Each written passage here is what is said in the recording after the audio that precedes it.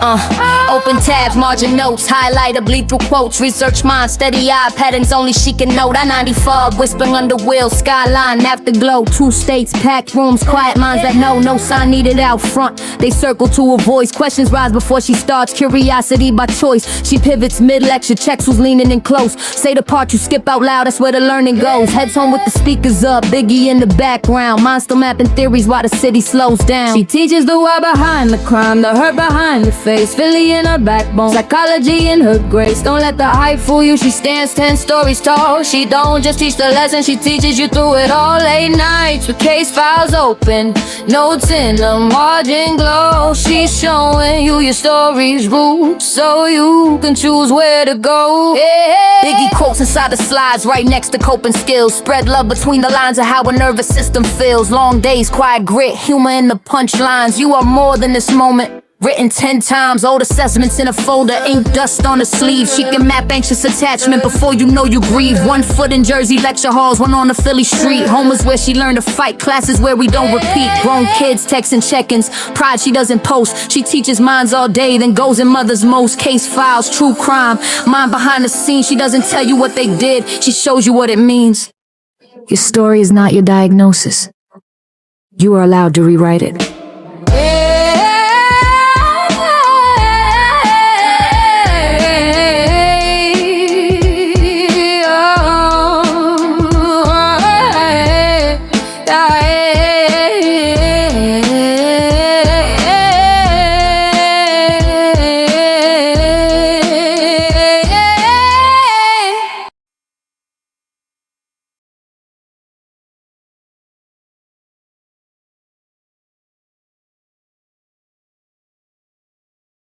Hi y'all, sorry about that. That might have been good because I had to cough really quick, so there we go. Hold on, I don't want to give anyone a seizure. Let me move my big I don't want to give anybody a show either, although maybe that's what you came for. I'm just kidding. But you guys, look at all this. So I'm like making so many notes. I wrote down all 99 calls, and then as I go through to look for things that I can transcribe or decode, whatever you want to call it, I'm like checking things off. You guys, why is it that I'm able to understand what she's saying? I'm like, I don't know if that's a skill or an issue. I'm not sure yet. I'm still trying to figure it out. I had to put my earrings on. Sorry, I feel naked without my earrings. I took them off for a minute, but now I'm putting them back on. There we go. All right, I feel a little bit more like myself. I didn't really get time to like put myself together tonight, so I do apologize. We're just gonna have to deal with it. We got a little bit of lip gloss. That's about as far as we went. Sorry. I'm giving my finals this week, so for my summer classes, and then I am off for quite a few weeks. So I will be coming live more and doing more content. So you guys, please hit like and subscribe. I'm sorry, I'm done. Okay, I'm done with this. I don't care. You're all here. You're not here for my looks. I'm married. My hair's going through my earring. We can't have that. Oh, anyway, I think this is why I took my earrings out, because it was getting caught in my hair. But let's see if we could just leave it all alone. Here we go. Anyway, so for tonight's live, I was like, because I'm really into this Mackenzie thing. I know not everybody is still on the whole thing, but I am, because psychologically there is just so much content that I'm just not done with it yet. So hopefully you guys will come along for the ride, because I feel like I need to have this stuff documented. There is so much content here. Tonight we're going to look at Mackenzie and her mom's relationship. Now, this is just the first part of the relationship. There's quite a few lives probably here.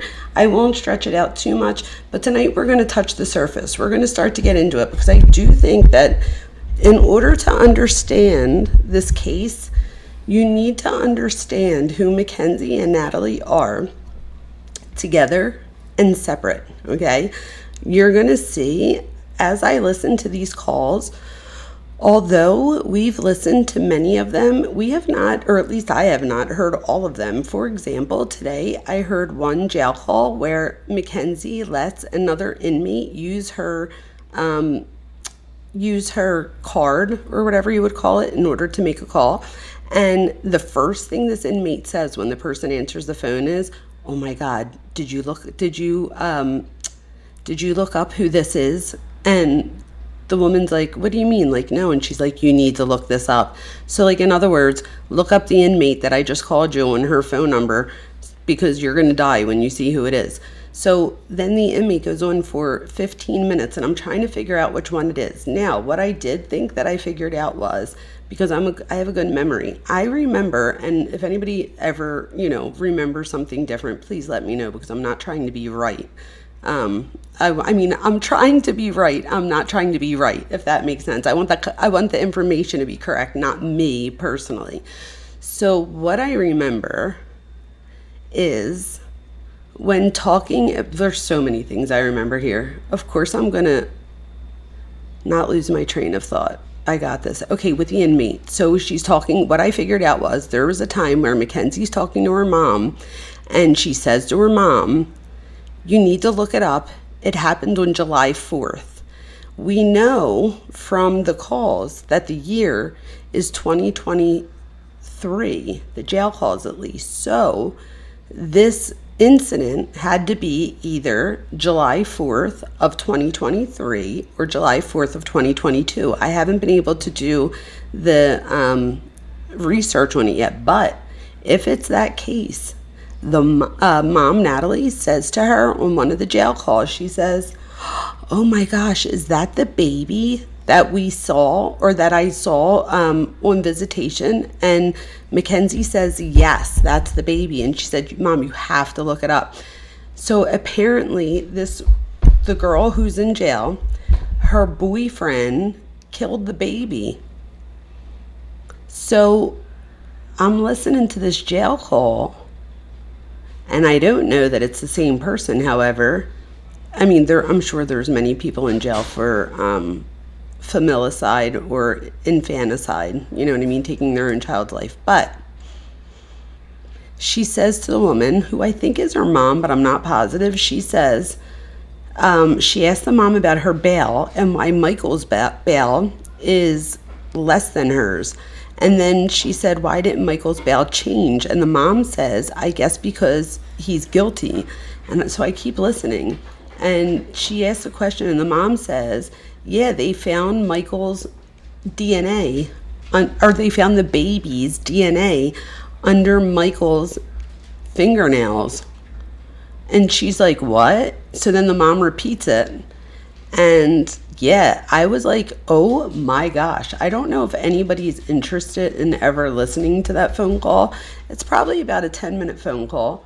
A little bit quicker if we sped it up. But if anybody wants to hear it, let me know. But it's a little bit chilling because it's similar, or reminded me of Mackenzie and her mom, in the sense there was even a part, so there's like a baby crying in the background. So at first I assumed that was her baby in the background, but then as I'm listening, I realized no, her baby's the one that's dead, because she says to the mom, or whoever's on the phone with her, she says, "Yeah, they kept coming after me hard because I'm the mother." I was like, oh my God. It's crazy. Wait, I never even said hi to everybody, you guys. I feel so freaking rude, and there's so many of you in here. So Cuff You Serious, Casey, Harlot, Glenn's here, Fancy Nancy, Birdie's here. Who else is here? Tony. We have Sirius.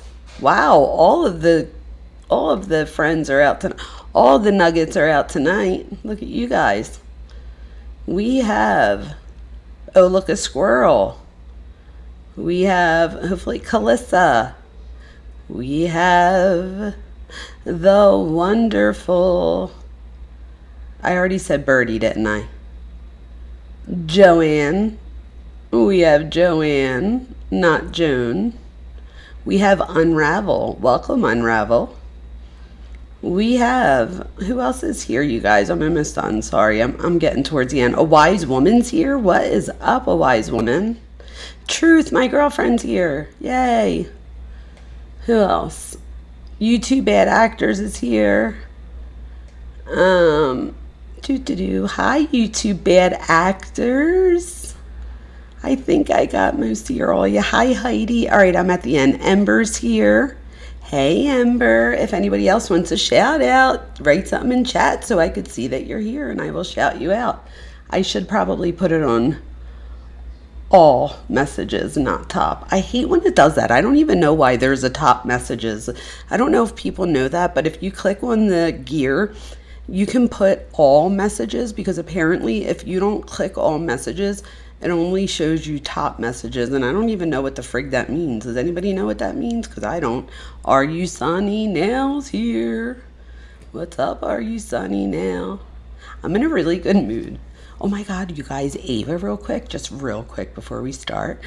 Let's all keep her in our prayers, because she went for a job interview today at where she works down the shore, but they wanted to talk to her about like a manager type position. But of course I was like, oh, Ava, but then you won't be down the shore, da, da, da.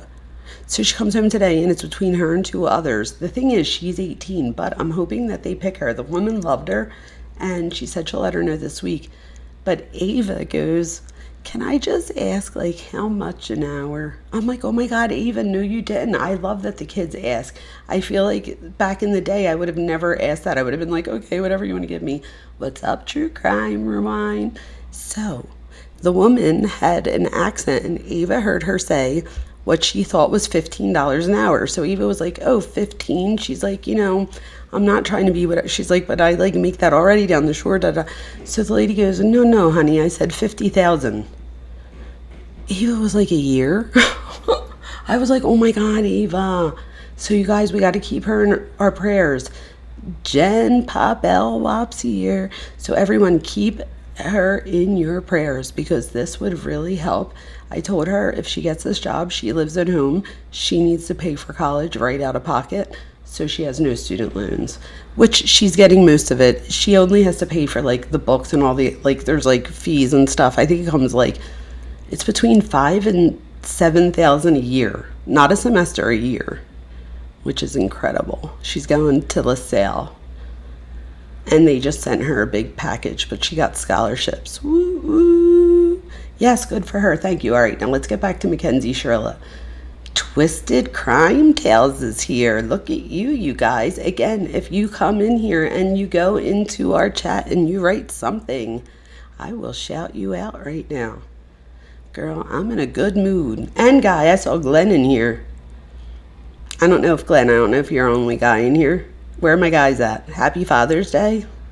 Happy Father's Day to you fellas out there that I'm talking to. And even for some of you mothers that are mom and dad, happy Father's Day to you too, right? There's so many of you out there. Is it part-time? No, it's not part-time. But she would do schooling mostly online.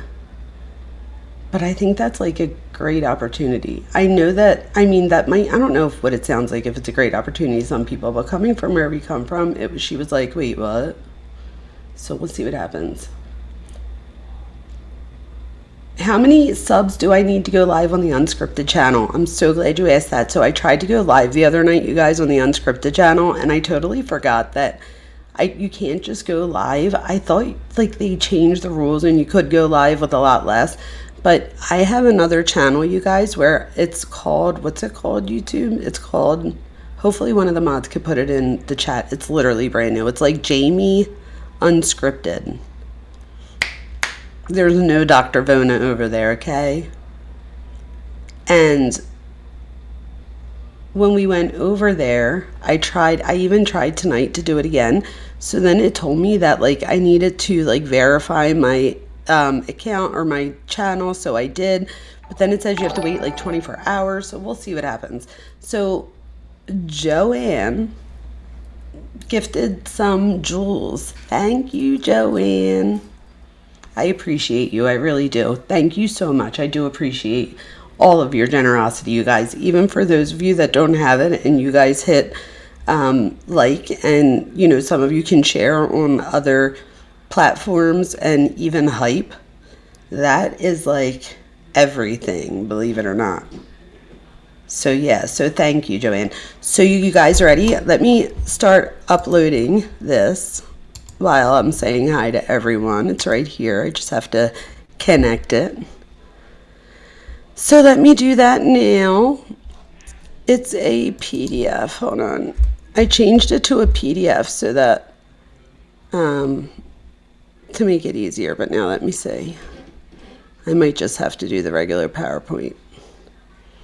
Hold on, let me just save the PowerPoint just to make sure that it saves our most updated one, because you all know I went back in. So what I do is, and I'm full disclosure, I get all of my notes, everything that I have, all of my notes here, and I have a conversation with ChatGPT, and we put together my PowerPoint. So, but it comes from all of my information. What I usually do is I most of the time have it completely done by the time we show up on live, meaning that I have it to where right after. This is the thing. I used to upload it every time to Discord afterwards, but then I was thinking, I put so much time and effort into this. Maybe, I don't know how I share it. Like, do I share it? Because I have like notes. I don't know. I feel like I need to package it a little bit differently to you guys. So, but whatever. I guess putting up something is better than not putting anything at all. So I guess I should just start with, like, not start, but just keep doing that. All right. So I'm just making sure it's saved.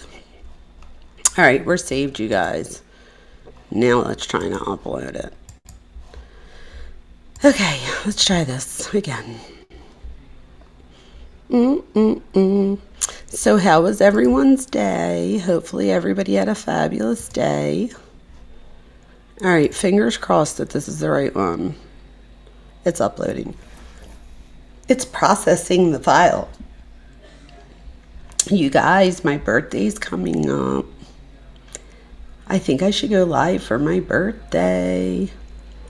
It's going to be on Saturday, June 27th.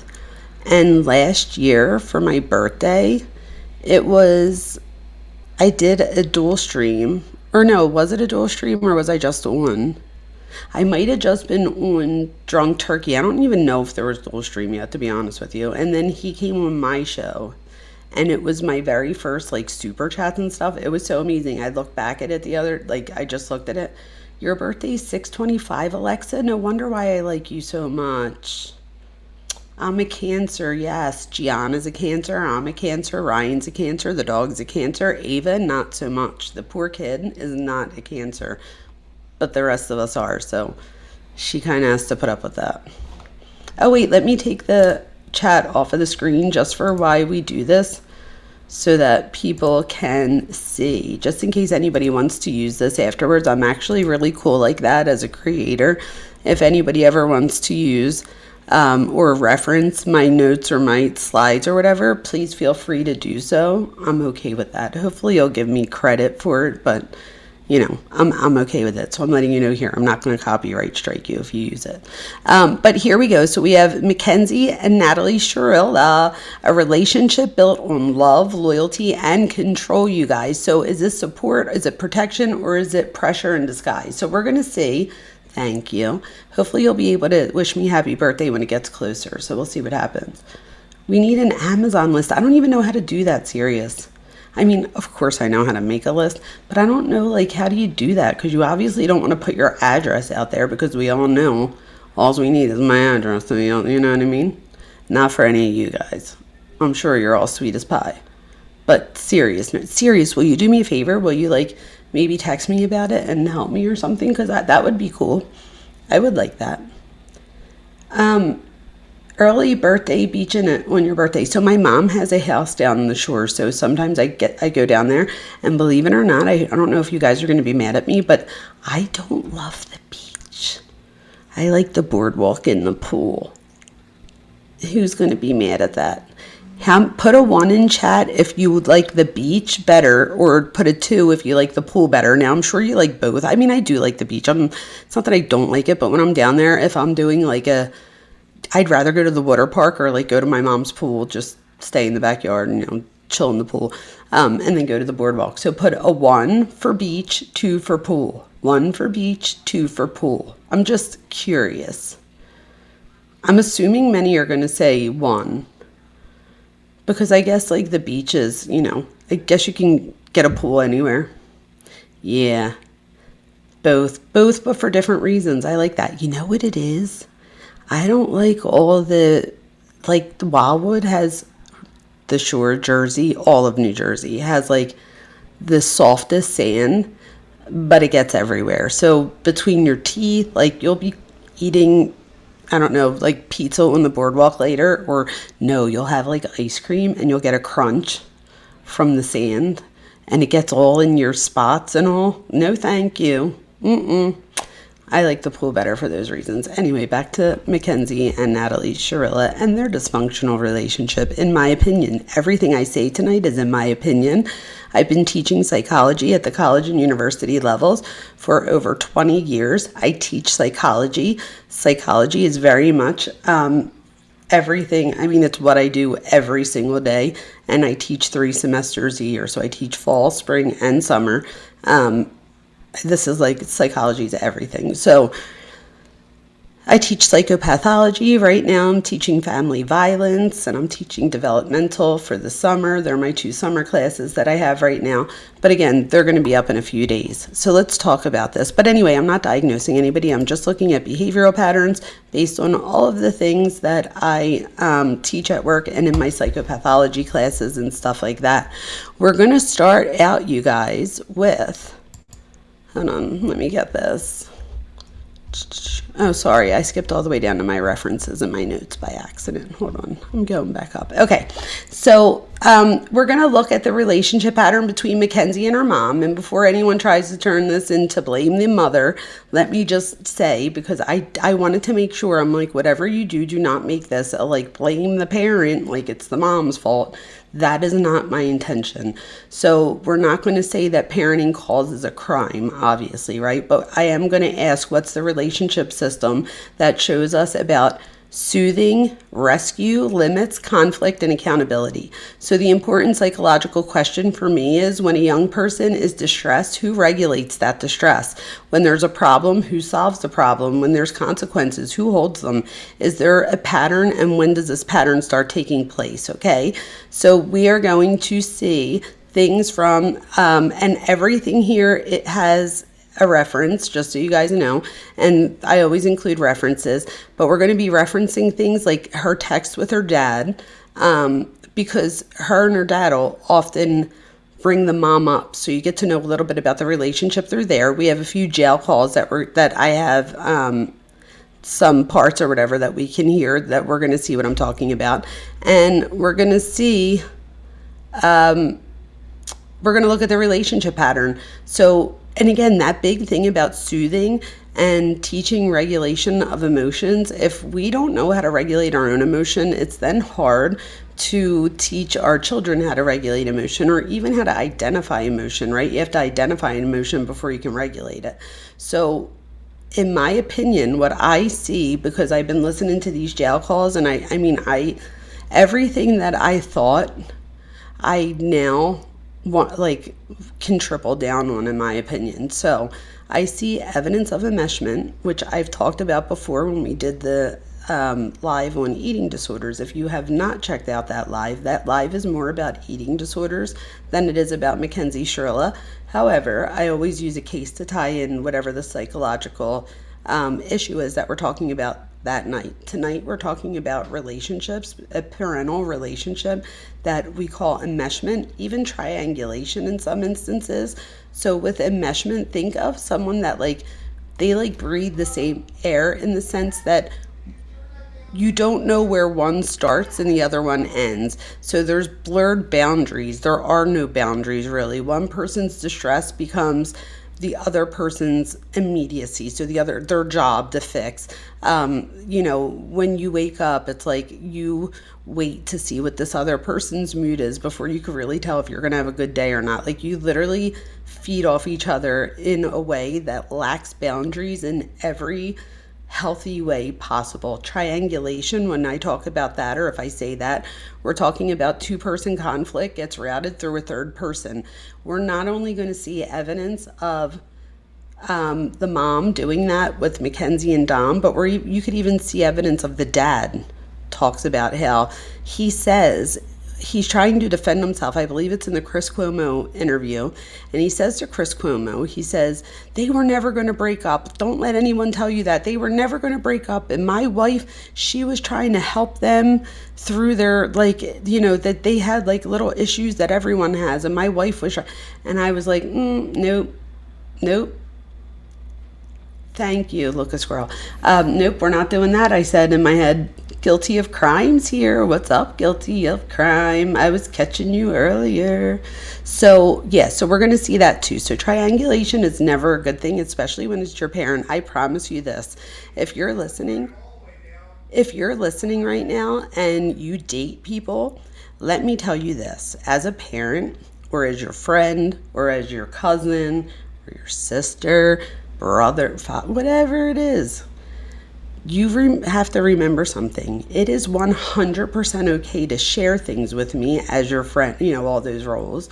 And it's okay to ask for my opinion, and it's okay to do, all the things. However, you need to remember that when you forgive the person, that especially if you don't update me about, oh, I got that wrong, I was the one that freaked out, or I was the asshole in the situation, I just was having a bad day and made him look bad, whatever the case may be. But when you don't update me, especially, but even when you just tell me, even if you do update me, I now remember the bad things.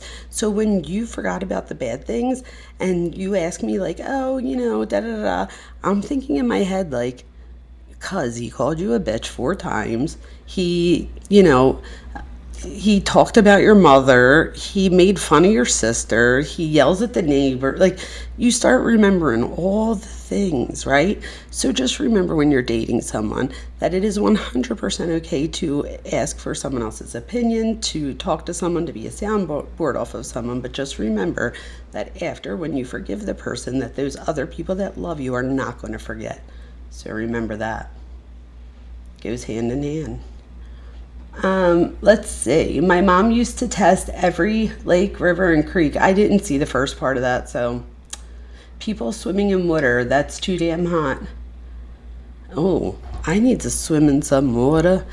Okay, so the other thing, back to my definitions here. So we did what that is. I also want to bring up co-regulation when we talk about co-regulation. So not necessarily like a codependency, although that also, kind of goes hand in hand with this. But when I say this, that's not what I'm talking about. I'm talking about co-regulation. So that's when a caregiver helps a child calm down. Developmentally, this is healthy when it's a bridge towards self-regulation. So let me say that again. Co-regulation is when the caregiver helps the child calm down, so how to regulate their emotion. Developmentally, this is healthy when it's a bridge towards self-regulation. So it goes from co-regulation, bridge to self-regulation. So at some point, if you're never building that bridge and you're always co-regulating, you can almost see how triangulation and enmeshment occur. The other two that I'm going to talk about, we've already talked about one before, permissive parenting. We've talked about this. This is when you have all love and communication. It's like your friends, but there's no boundaries. I promise you that you have plenty of time to play a different role in your kid's life somewhere down the line, but especially as they're developing, throughout their development, being their friend is not what's important, as many of you know, right? We really need to be parents. And again, I'm not saying this from someone who does it perfect. I promise you, if you ask my daughters right now, I'm sure they can give you instances right off the top of their head that I didn't do it the right way all the time. But, you know what I mean? We still have to point it out when we say it, and, So externalized accountability is the last one, and this is responsibility is experienced as something outside of the self. So this might be something managed by parents, managed by partners, lawyers, the system, your teachers, just someone outside of you. It's not about you. And we're going to see this often here. We're going to see externalized accountability a lot in this story. It's always, even with the mom not only co-signs on that, but the mom often leads that thought process. The mom will like remind Mackenzie, like, you're not at fault, honey. Like, you didn't do anything wrong. It's so-and-so's fault. They're evil people. It's them, da-da-da. It's not you. It's not you. So we're just going to see how that absolutely does nothing for your child, I promise you. So they're the different terms that you might hear tonight. So let's just get right down to it, since I'm like schooling you guys a little bit too much. You know that I like to go from one thing to the other. I don't want to do all of one thing because I don't want to get anybody bored. I'm trying to make this educational but entertaining, and to do so I have to watch. So here we have the opening baseline jail call. So this one is going to be found, and then wait, mom call segment A. All right, let's do this one. So it is going to be Oh, why didn't it do the thing? All right, I know what it's referring to. See, thank God I have my notes written down, because it didn't actually write down exactly what I was looking for, but I have it all in backup because that's what I do, right? I write this shit down. I am in such a weird mood, you guys. I can't even. So let's go to call number. What I have is call number 93. This is the thing. When I downloaded these, there was like one call that was like at the end, but it was labeled something in the beginning. So I don't know if my calls are off by a number, but for me, this is call 93. I hope it is for everybody else too. But here, I'm going to share this now. Let me pause this real quick so I could share it with you first. All right, let me go over here. And I'm going to stop this share for a second. Hi, guys. How you doing? I went to the dentist today. I got my teeth cleaned. I think maybe that's why I'm in a good mood.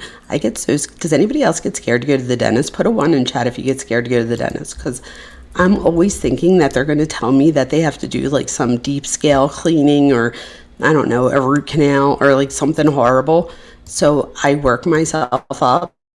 And then I get there, and I felt so bad today because it was someone that I didn't have before, and I felt so bad. I like apologized to her immensely afterwards. I was like, I'm so sorry, like, please don't take it personal. But she started talking to me, and she was like telling me what she was about to do, and I went, please. I was like, no disrespect, but please don't tell me what you're about to do. You're just going to freak me out more. Just do what you have to do. I'm just going to put my headphones in, and I'm going to listen to Mackenzie Shirilla talk shit with her mom. And she was like, wait, what? So then we had to talk about that for a minute. But I put my headphones in and I tried to zone out, and now I'm so happy I did because it's over and my teeth are clean. So there we go. So back to this real quick. Here goes jail call. What I have is number 93. Let me just set this up for us. So in here, Mackenzie, you're going to hear Mackenzie talking about the lady that she calls the crazy lady next to her. By no means would I refer to this person as that. Mackenzie, what we find out, is held in, apparently all of the inmates are held for 7 days in the psych unit. After 7 days, you can go to general population if that's where, they have you going, which she winds up doing. But at this point, she doesn't know if she's going to get moved off of this floor because her mom's telling her that she needs her to stay there for protection. But we're going to see, you guys. I was like, oh my gosh. Not only do I understand this, but now that, like, I can't just understand it usually the first time. I can usually understand, like, get a feel for what it's about. I do have to listen to it many times before I really, get it down. I did 4 of them, which I might show you guys. It's just 4 of them that I, was listening to that I was able to transcribe for you guys. But this one right here, we're going to do first. And this is, she says, I don't know why they put me with special people. This is her quote. It like makes me crazy. So we're going to hear that. So that's what she says. It comes in at 5:45. Here we go. Now I have to do it from here. Oh my gosh. Straight A stupid. All right, ready? Right about, oh, exactly right here. Hopefully you guys could hear it. Like, I don't know why they put me with, like, spisa, shizo, pizza, pizza. Like, eat music, music, create easy. Can you, move your room? No. Like, Thank you, Joanne. I appreciate you so very, very, very much. That was so very generous of you. You guys, I want you to listen to this again. Ready? Like, I'm going to freak out. Like, I don't know why they put me with, like, spisa, shizo, pizza, pizza. Like, She says, I don't know why they put me with special people. It like makes me crazy. Okay, so listen out for that because I definitely listened to it many times. That's what she's saying. Again, she says, I don't know why they put me with special people. It like makes me crazy. like, I can't deal with her ass. Like, I really can't deal with her. Like, I'm going to freak out. Like, I don't know why they put me with, like, spisa, shizo, pizza, pizza. Like, eat music, music, create easy. can you, move your room? No. Like, same floor, different room? No. Hmm.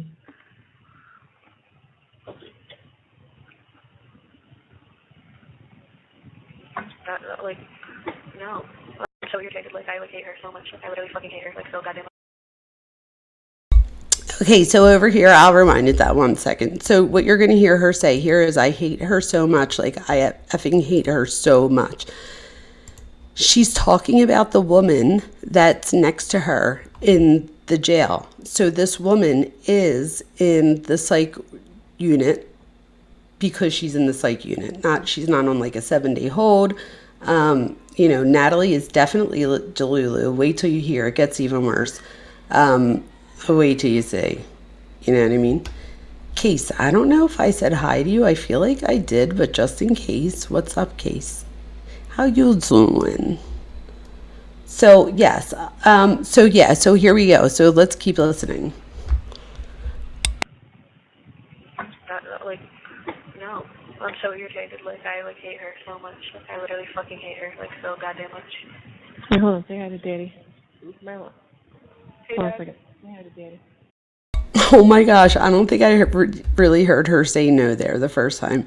So she says, I hate her so god much. I do not like using the Lord's name in vain, so I will not be repeating that one. I know him, so that's whatever, but I just have my limits too. So anyway, so she just hates her so much. And she's talking about this lady next door to her. You guys, here goes that externalization, right? That I was just talking about as far as some of the terms that I'm gonna talk about tonight. And here she's putting all of her pent up anger on this woman, and she hates her so much. Like, hate is a very strong word. I don't know if you guys are parents, siblings, friends of someone. I don't know. I feel like if somebody's saying to me, like, I hate them, especially if it was my daughters, like, the mom is just so, says, not only does she not say anything, but she's like, say hi to daddy. Say hi to daddy. It's so weird. Right? Like, say something, Mom. I'm so irritated. Like, I, like, hate her so much. Like, I literally fucking hate her. Like, so goddamn much. Hey, hold on. Say hi to Daddy. Marla. Hey, Hold on a Dad. second. Say hi to Daddy. Hey, Baby. Hey, Hey, Dad. baby. Hey. What's the matter? Nothing. I just woke up. Oh, okay. I got no sleep. Why? Because the bitch in the room right behind you just talks to herself all night and, like, is loud all night. And it's so, like, she does not sleep ever. Sorry, Pumpkin. I don't like her. No, well, I'm sorry. Okay, so now here Dad gets on the phone and she tells Dad that I don't like that she hates this person, and I don't like her. I don't like her. And instead of the dad being like, all right, Mackenzie, like, really, like, enough, like, there's no need. They know that they're being listened to. The mom says it every jail call. The mom literally says at least one time, don't say nothing, we're being listened to. Don't say nothing, they're listening. So the parents know that there's someone listening. So you would think, or not that you would think, I assume that they're under their best behavior, knowing that there's somebody listening. So if this is their best behavior, that's not really saying much, right? So let's keep that in mind too. And again, I'm not trying to blame the parents for the crime itself. However, the part that I do put on the parents is that for any other parent out there, whether you're parenting out of guilt, whether you're parenting out of just not knowing how to be a parent, there's many reasons why people permissive parent. And in the moment, it doesn't seem like you're doing anything wrong because you love your kid and you could see that you love your kid. The problem is you love them with zero boundaries, and that's the issue. When we don't have boundaries, our kids are going to walk over them. I mean, that's just human behavior. Not just our kids, people do that. It's just human nature, especially our kids though, because our kids try to figure out what can we get away with in the home first, and then they usually apply that to the outside world from all this stuff. I don't know if you guys have been catching Plunder's new videos every other day type thing, but she's getting back a lot of her FOIA requests, and we're seeing video after video after video after video of her dad freaking out and the dad like yelling at the police and stuff. So if that's my role model and that's who I look up to, and this is the thing, it's almost like if it's good enough for my parent, it's good enough for me. So as a teenager, if my mom and dad were being disrespectful to the cops, I would assume that it's okay to be disrespectful to the cops, right? So that's the part that I blame on them. They should have learned how to regulate their own emotion a little bit better. And again, I am not a perfect person. Trust me when I tell you I am as Italian as the next person. And again, I'm not blaming being Italian. This is literally just, that was a joke. I shouldn't say that. It's just human nature. But I'm not a perfect person. I have my moments. Trust me when I tell you. This is more about catching those moments and correcting them, having a conversation with our kid about them if there is a moment like that, even explaining to them why you have boundaries. You can explain. You don't just have to set like rules and not give an explanation. Talk to your kids about why they have to be home with the car at midnight. Like, let them know why you don't want them to sleep at their boyfriend's at 16. Don't just say, no, you're not allowed. Don't ask me again. Like, let them know, like, why. Like, teach them about values and about self-respect and about, just other things. And I'm not saying that if you slept at your boyfriend's, because I slept over at my boyfriend's, believe it or not, at a young age, and I shouldn't have slept over there as early as I did. I shouldn't have been allowed, but I'm not blaming my mom. I'm just saying I'm not saying I didn't have self-respect, because I did. But what I'm saying here is that it makes it easier for a child not to have self-respect when the parent is not holding them accountable for their actions and for even things like self-respect or having respect for others. And I think that that's an important part of parenting. Let's see what you're saying real quick. So we have, I just happened to pick YouTube again.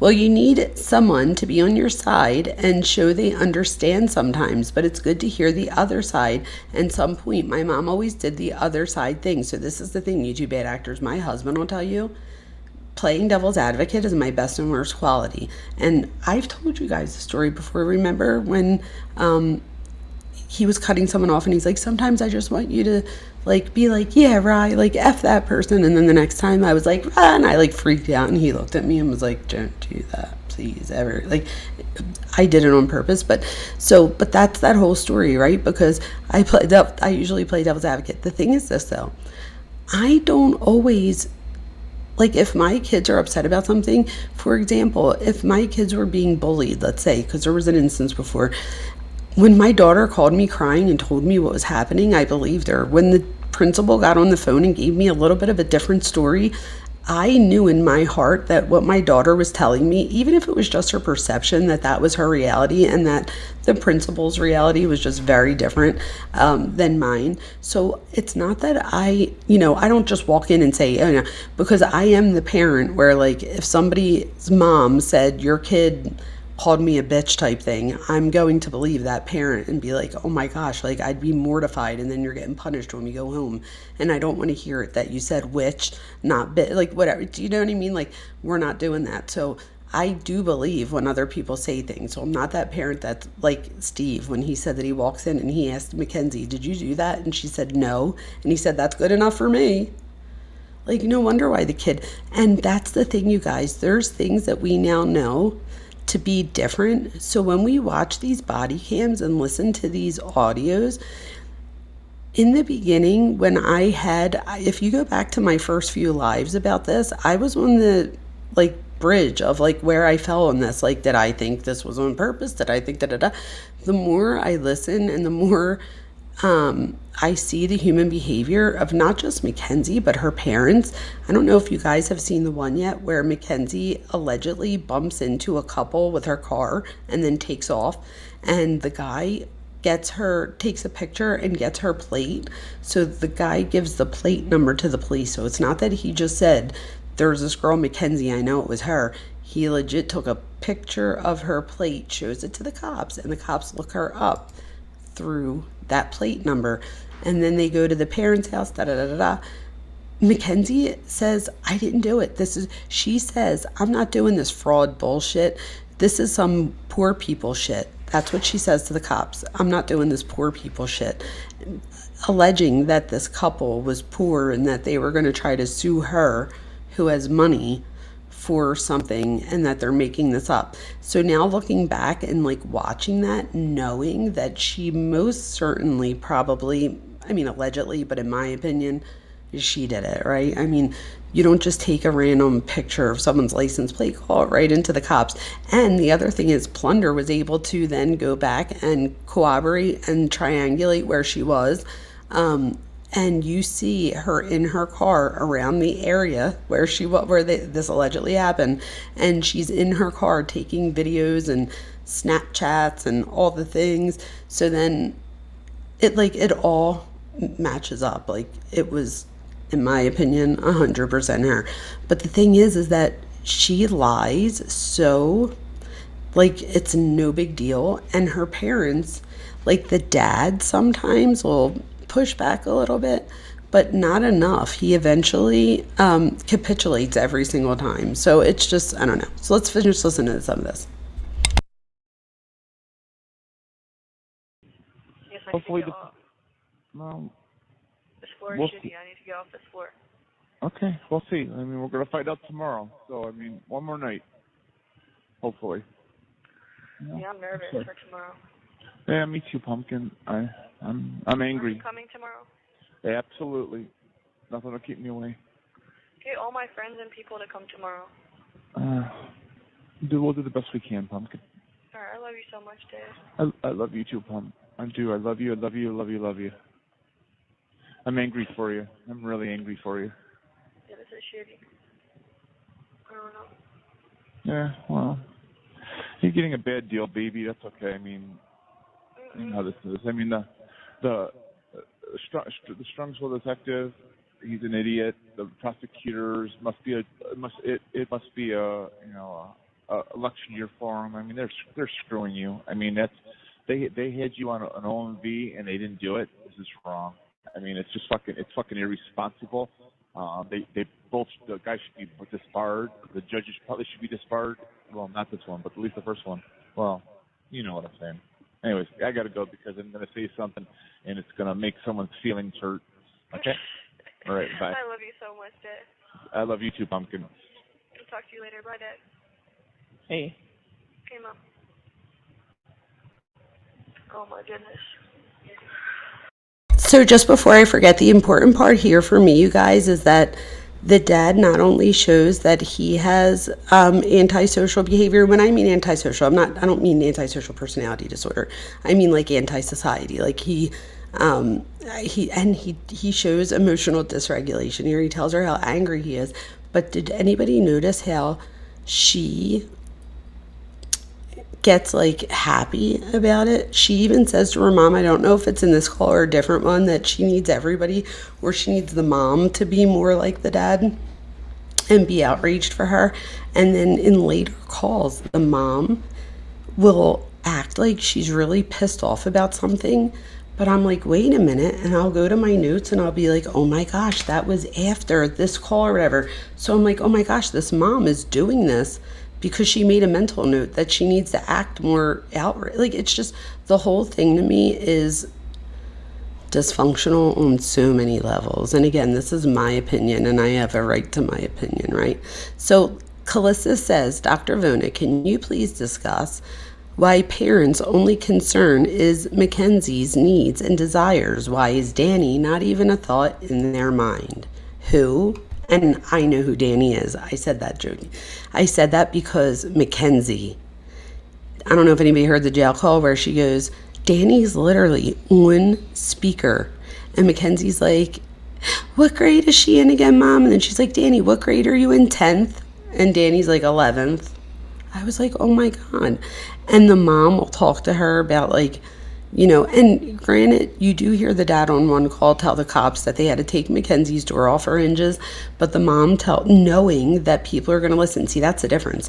When this happened and the dad called the police to get help for Mackenzie, he did not know that we were going to be listening to this years later nationwide because his daughter was going to do something like that. The mom reminds Mackenzie every day to watch what she says because they're going to hear this and they're going to play this in court and da-da-da-da-da.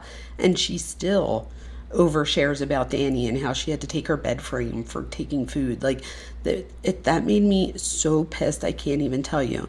But it seems to me, and again, this is just my opinion, that Mackenzie appears to receive more of the attention partially because she creates more urgency and conflict. So she has more of a need for this. She's like more emotionally intense than Danny. Danny is more emotionally regulated, or because I don't know Danny that much, or she has a better job at least hiding, if she, you know what I mean. Where with Mackenzie has such an intensity when it comes to emotion that this creates an urgency that we just don't see there. But there's more. So in families, the child who's struggling, demanding, dysregulated, and the one that's always in the crisis in the family usually absorbs a disproportionate amount of the parent's energy, right? But this doesn't always mean that the parents necessarily love one child more than the other. It just means that they learn to keep that child calm, right? So they learn to keep that child calm as a fast way to keep the whole family calm. If she's calm, we're calm. If she's not calm, the whole family is in emotional disarray. So in my opinion, it's different for different situations, right? So your question could be answered very differently if this was someone else's family. But in this case, that's what I see.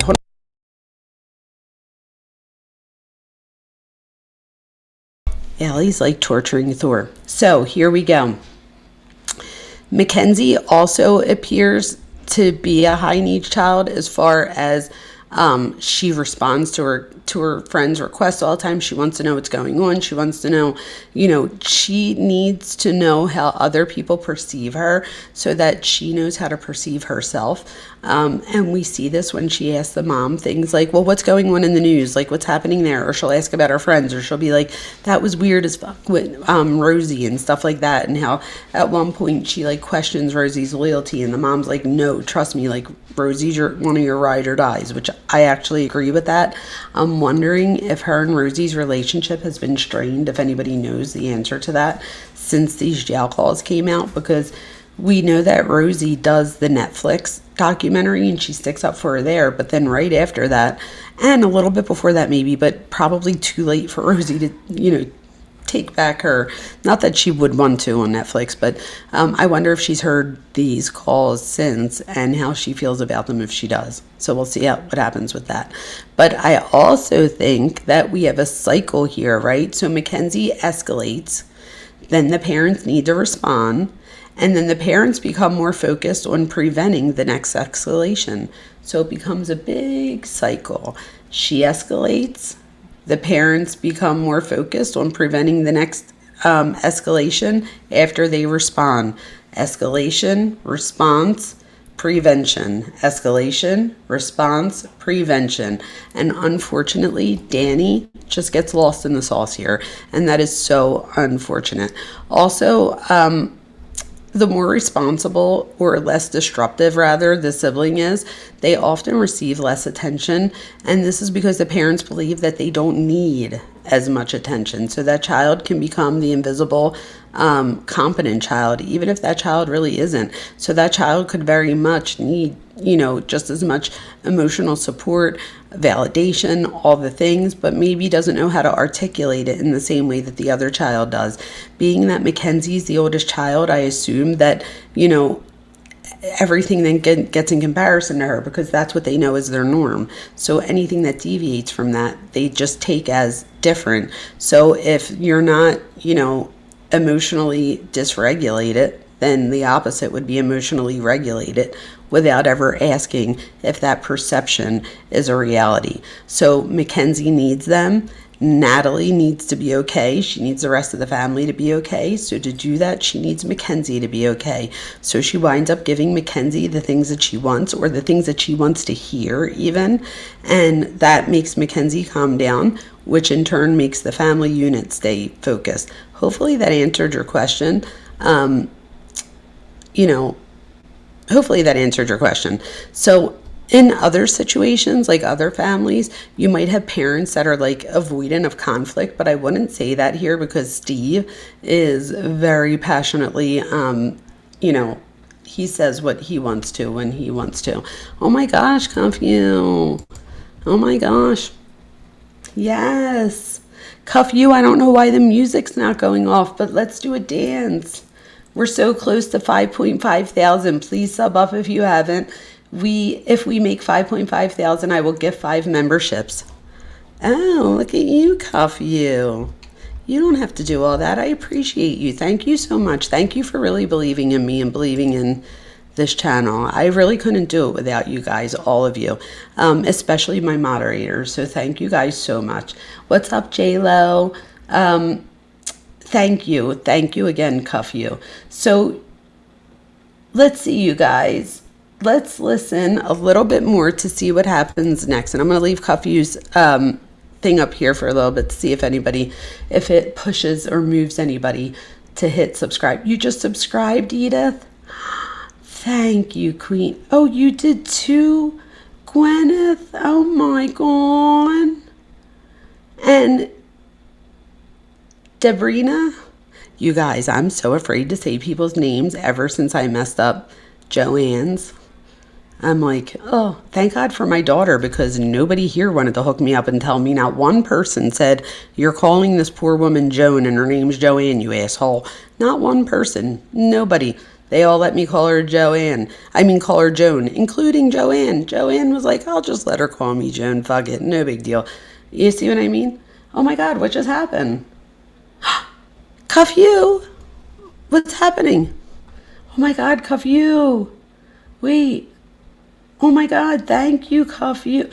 You guys, I'm gonna cry. We made it. Oh my God. Thank you. Thank you. Thank you. Thank you. Thank you. Thank you. Thank you. I'm gonna cry. Thank you, Cuff you. Thank you so much. That was so very generous of you. I need to go back now and see who the people are and not cry. Ready? I got this. Don't cry. Okay, our newest members are Michelle, Gwyneth. You're Gwyneth. How timely was that? You literally just subscribed, right? And now you're a member. Look at that. Then we have Spirit Wildchild. What a name. Love it. We have Danny Gersh and Holly Hogan. Welcome, you guys, to the Minds Behind True Crime with Dr. Vona. Thank you, thank you, thank you. Oh my God, Colleen. Colleen. You gifted a laughing disco? I love me a disco. Thank you. Wow, you guys are so generous. Wow, thank you, guys.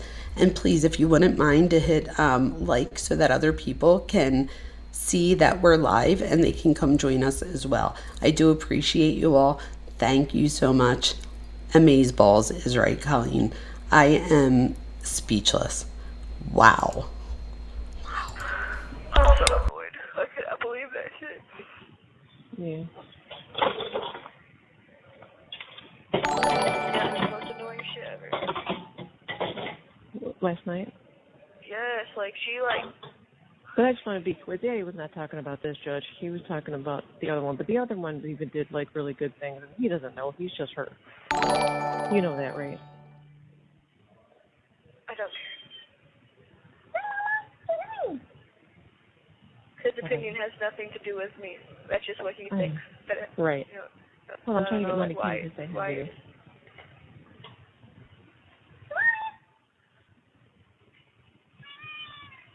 You hear? Oh, I have 3 video calls today, but it doesn't actually. I was wrong. It doesn't say who. Oh my gosh, you have 3? Yeah, I have one at 9, one at 7, and one. Okay, I was trying not to like jump in because I didn't want to interrupt too many times, but I can't help myself. Harlot, thank you so much. And thank you to Edith. That was so very kind of you. I'm so glad you guys all found us here, and I hope that you stick around for many more lives because we have a lot of fun here. We have another new subscriber, Colette. Welcome, Colette. I hope you also find your home here. We really are, I must say, and I'm probably a little bit biased, but at the same time, I think anybody here would tell you we have such a great community. Edith, wow, thank you. Holy crap, you guys. Thank you so much. I appreciate you all so very much. You have no idea. This is the best community out there. Oh, thanks, Nug. Thank you, Fancy Nancy. Casey says, whenever you send sparkles, it was just blue, but I guess it just changed when it sent you that. Casey, thank you. I love you, Colleen. Glitter is forever. What a name. My daughter would love that. Oh, my Army vet's here. Hi, Army vet. How you doing? I saw Glenn's here too. Glenn, you made it. You're not on the after show, which I love you on the after show. Everybody needs to be on the after show. I am so excited, you guys, to see all these new people in here. Thank you so very much. So let's go back to listening to a little bit more of this. Oh. Okay, so those might be all. No. 7:30. Those might all be me. Because they're all still pending. Yeah. What'd you say? So, because everybody else is pending still. So they can e-message, they just can't video. Then why are they not e-messaging me? Because they don't know that they can. I just told them that they might be able to. That's what Faith is saying. The ones that can are. The ones that haven't yet, maybe they can't.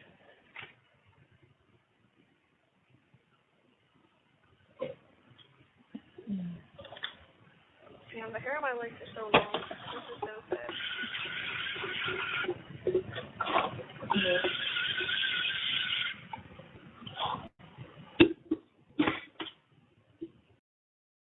Just in case you needed to know, the hair on her legs, her armpits, and her coochie are long, and she wants to tell her mom, and her ass, I think. I'm sorry. That's not me saying that.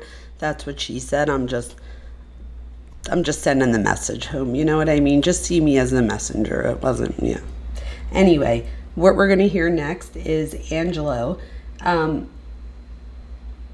heard here, Angelo, she tells the mom that she is really upset. She says, oh my God, she talks about this stuff at Dom's house again. Again, when I say again, I mean again. She won't stop. She then says it bothers her so bad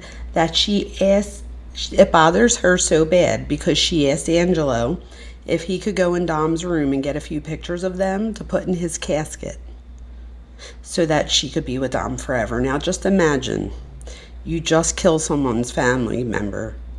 You then call their sibling to ask if they could go in their room to go get pictures to put in the casket, and then when you don't go, there's many reasons. So some say that she wasn't invited, others say that it wasn't necessarily that she wasn't invited, but she couldn't, she would have had to sign herself out of the hospital. So you know what I mean. Oh my God, Tracy, Welcome, Queen. Yes, we have a pattern seeker here. You are like top tier, yo. Why, thank you. Oh my God, you guys, you're spoiling me tonight. I don't even know how to react. But Angelo, so thank you so much for your generosity. Angelo says no, that he did not do it. So the prosecutor asked Angelo, did you ever do that? So they talk about how Mackenzie asks, and then he says no, he never does it. And Mackenzie says that bothers her. She then goes on to talk in gibberish. Now, I wrote, it's just like weird. Like, I remember he was living, I don't know if she says in his truck, and then she says, what the fuck, what the fuck. So that's what we're going to hear right now. Okay, ready? So I'm going to move it ahead to that part. It's at 11:50. There's nothing good in between, I promise. Are literally like evil as fuck. Yes, they are. Well, they're. She's talking about the Russos here. Now take note, Natalie just said, well, they're hurt. So here, Natalie agrees right away with Mackenzie that they're evil as fuck, but then remembers, in my opinion, that she's being recorded and that they're going to hear it, because there's a few times where she says that the prosecution used what they were talking about like the day or two before at the trial. So you could tell she catches herself. So listen out for Natalie catching herself. Weird as fuck. Well, he didn't respond, so that should have been a. I know you said they brought it up in court, which they did, but that doesn't mean. No, I haven't said anything. No, you asked me about it yesterday on the phone. No, then I have not yet. It'll all get figured out, honey. This is about her stuff. You know what would be so bad? How I told Angela, I was like, can you please put a picture of me and Dom in his casket? And the prosecutor was like, did you do that? And Angela was like, I did not. Oh. Like, what is wrong with them? Like, first of all, Dom didn't even like you. First of all, so I don't know why the fuck, like, everyone that, like, Dom didn't even fuck with that much is, like, acting like a protector of, like his mom. Like, weird as fuck. Like, Why the mom doesn't jump in here, and like this is why, in my opinion, Mackenzie Shirilla is Mackenzie Shirilla. Her mom right here, there is so many times that there are so many times where there's a teaching moment and Natalie misses it every time. It just never fails. And here's another time. She allows Mackenzie to call Angelo, the brother of the guy she kills, her boyfriend Dominic's brother. She allows her to be angry, say he's weird as fuck, and that that Dom didn't like him anyway. Like, knowing, again, that somebody's going to listen to these eventually and that this might get back to Angelo. She does it with his other friend, Blair. I hope Blair and Angelo both know that this is just her being manipulative, in my opinion.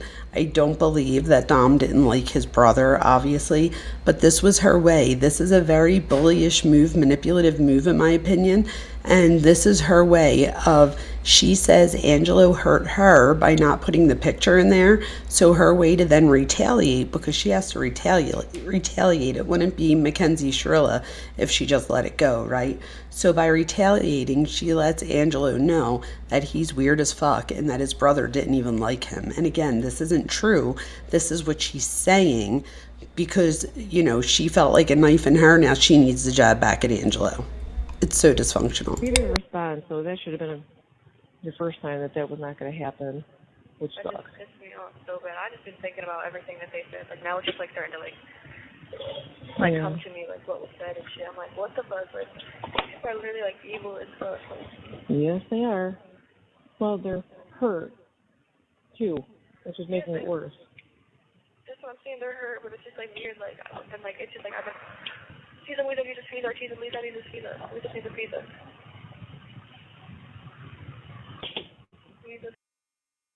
All right, that's it right there. And then she says, what the fuck, right there again. So again, you're going to listen for, it's just like weird. Like, I remember he was living, and I don't know if she says in his truck, but she says something that rhymes with fuck, because she then says, what the fuck? And then there's a pause, and then she says, what the fuck? So listen for that again. It's hard to hear.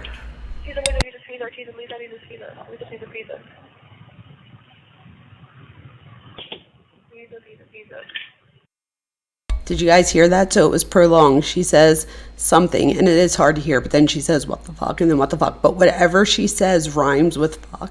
So she says he's living in his, and I'm like, what else could it be?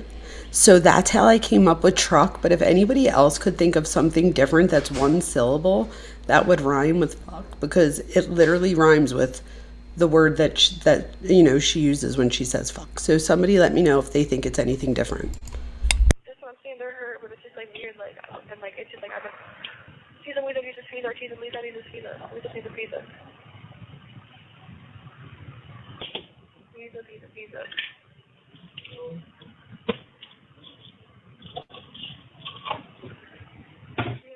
It's the whole family is just, I can't get with it because, oh my gosh. Yes, Michael. You spent every day with them. And the things they said to you personally, and sending messages of love and kindness and support and everybody. I don't get it. They would like fight for me and shit. Like, yes, I don't get it. Like, what the we fuck? love you. You're safe with us. You'll always be part of our family. I don't get it. I don't get it. Is she fucking serious? She don't get it? She don't get it. What? Like, no wonder why Mackenzie acts like this. And right here, this is so performative to me, in my opinion. And I feel confident saying it's performative because there's more than once where Natalie talks about them being gypsies and that they're the gypsies that are theatrical and performative. She uses that word a few times. So it is, in my opinion, just based off of everything I know psychologically and just from what I'm seeing with behavior patterns, that this is very performative of her. So I will rewind that back a tiny bit so you could hear that again. So performative. But she's acting like she just doesn't understand. Why would the Russos, talk to her after the accident? Like, not for nothing, but she tortures Dom's mom, in my opinion. And Dom's mom just plays along with it. Again, in my opinion, I try to put myself in the person's shoes, and Mackenzie trickles out little breadcrumbs of pictures or videos of her and Dom, things that would make Dom's mom want more, right? If I know you have a video of my kid, whether you killed him or not, I'm going to want to see every video that I haven't seen of my kid or picture or whatever the case may be, right? So Mackenzie knows that she wants to keep Dom's mom around and that she wants to get into Dom's house, right? So she drops little by little.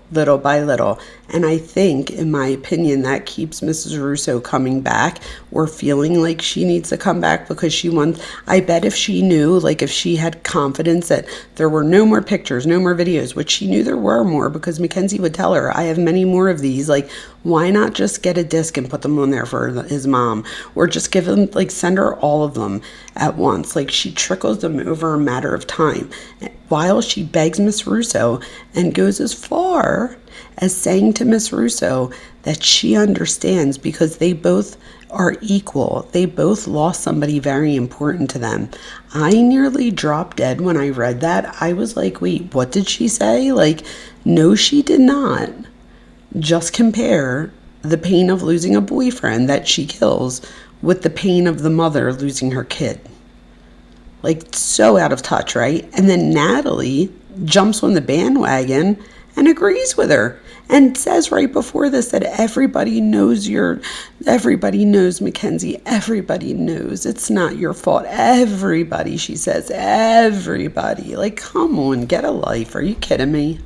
Everybody. I don't get it. They would fight for me and shit. Yes, I don't get it. What the fuck? We love you. You're safe with us. You'll always be part of our family. I don't get it. That's a level of evil I will never, ever, ever understand. Because why? They didn't have to do all that. That doesn't make any sense to me. Or they could have just not even said nothing and just they could have been on our side or some shit, but no, they just want to be weird as fuck. Right. You didn't have to invite us into your home. And You guys, this isn't what I would call, or what Mackenzie rather would call, weird as fuck, right? What this is a family that's going through grieving. In the beginning, they didn't know if Mackenzie did this on purpose or not, right? So they didn't know. Oh,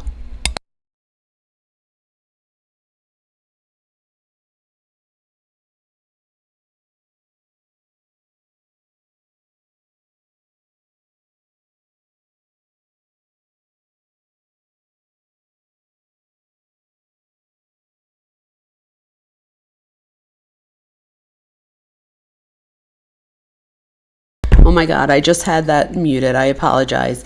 I was thank you so much, cuff you, my bad. So what I was saying is thank you to Sabrina, and I was telling Super Dave that he looks just like one of my students, and that if I didn't see Super Dave, I like literally the picture. I wish I was able to show the picture of my student because you guys would laugh. We have like a twinsy.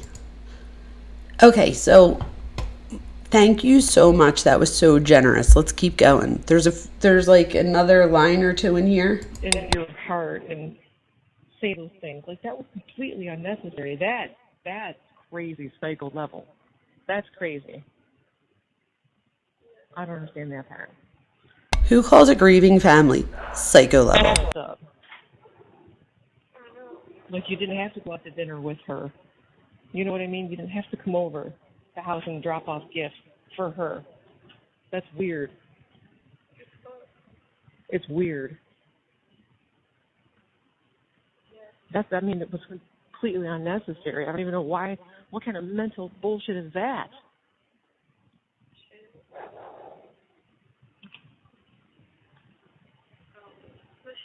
I hate it here. Like, I literally hate it here so much.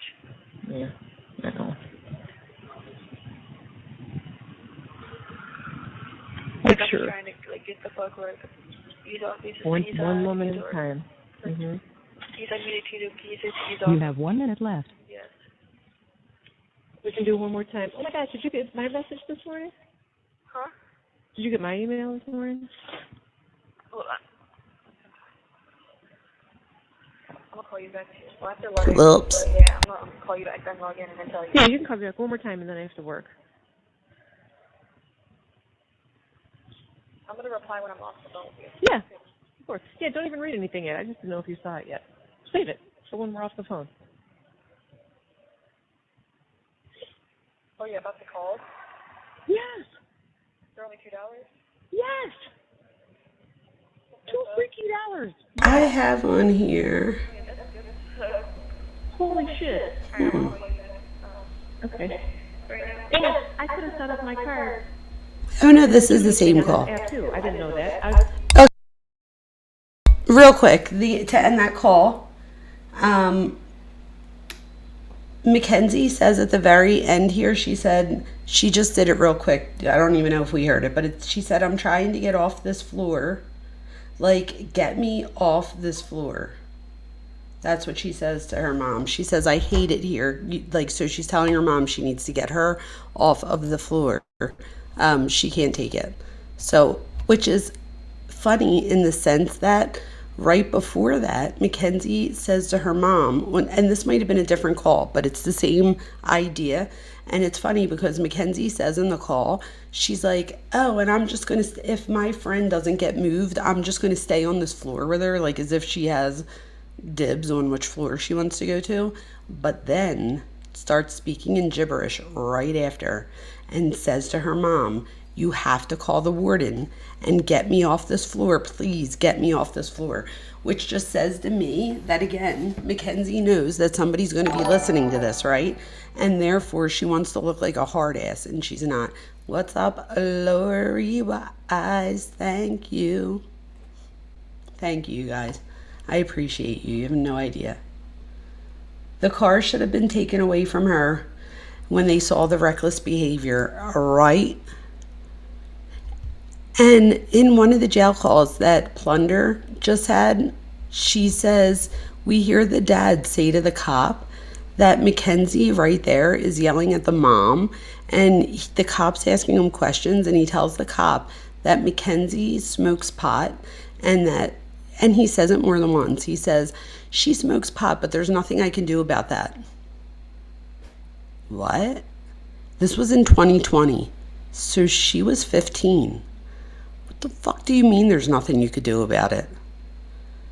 And again, in my opinion, and I believe I'm right, and I got validation tonight, I've said this before in past live streams, I think she does things not because she means it, but she wants to get her way. So she'll threaten things, like people are saying that she has like suicidal thoughts, right, or whatever. In my opinion, from what I've been able to hear, and now that Plunder has, I think it was tonight, right? And I didn't even watch the whole thing. I got to watch like 5 minutes of it before I came live. And the part that I saw, I felt so validated. And the dad says to the cop, he says, and I'm paraphrasing, he says that Mackenzie is yelling at the mom, but at the same time that she's threatening to hurt herself. But when the cop or the person on the other line at the 911 operator asks about, is she threatened that? And he said she did, but my wife and I think that she does it just to get us worked up pretty much. So he says it right there, right? So you know what I mean? I don't know. It's just a lot. Cuff you, I rode the school bus from kindergarten to 9th grade. Well, good for you, super fucking Dave, because guess what I rode? My shoes. That's what I rode. I didn't even ride the school bus. They made us walk to school. Freezing, hot. Nobody gave a shit. If you were in kindergarten, they didn't give a shit. Just all you get the frig out of the house and go to school. And that's it. Grab your lunch and go to school. And that was it. But anyway, Super Dave, I'm breaking stones. I do that here. But yeah, so right, you drove the bus and you didn't start driving until you were 24 years old and got your own car, right? And isn't that like, I bet you took care of your car in a way that you wouldn't have any other way, right? So by earning it yourself, it just makes it that much better, and you wind up being that much more responsible for it as well. You guys, we have a lot of people in here right now. I am so very grateful, and I ask you to continue to hit like and subscribe so we can continue to do this. So let's take a look at this again. So it's going back to my notes over here. There are other calls. We'll get back to the calls. I want to knock out another slide or so. So here we have a few patterns. The first pattern we see here, in my opinion, is what I call comfort on demand. Some of the direct quotes that I have to back this up is in one of the texts on January 4th, I think, January 4th and January 6th of 2020. And this is right when, again, Plunder shows the body cam. I believe the body cam was in July of 2020. So this is all in the same year. And the other text to the right is from May of 2020, which is right around the time that the cops were called. So she says to the dad, can you make me warm milk? Can you make me hot cocoa? There's even ones where she asked the dad if he can come and rub her feet. A lot of people think that the milk is like referring to something else, like whether it be rug related or whatever the case may be. That is not my opinion, believe it or not. There's just so much I think this family does wrong. In my opinion, I do not think that this is one of them. And this is just my opinion. I genuinely think that this isn't even about milk, that it's about a regulation loop. So like we were saying right before, right? What do we have here? Mackenzie she loses her cool. Then the parents try to regulate that, and then they try to prevent it from happening again. But that's not what happens, right? Because it just continues. And as it continues, it's almost as if it catches energy. And as it catches energy, it just continues. And as it continues, it gets stronger. And it ends up where she's in jail now and 2 boys are gone, right? So it's like, who's getting soothed here?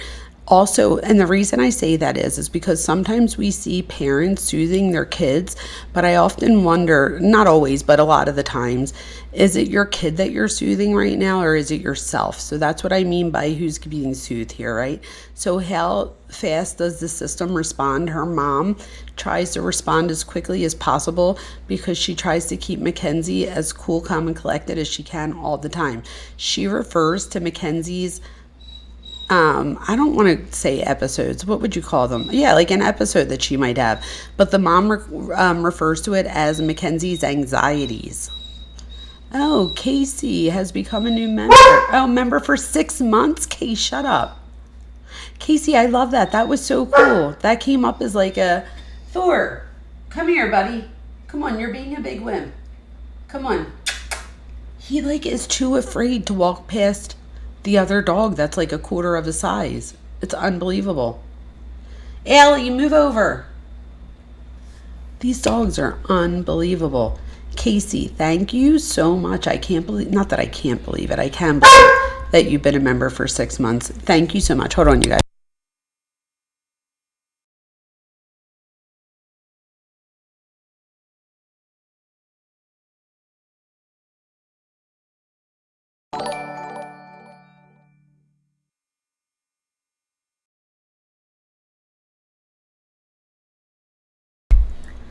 These dogs are crazy.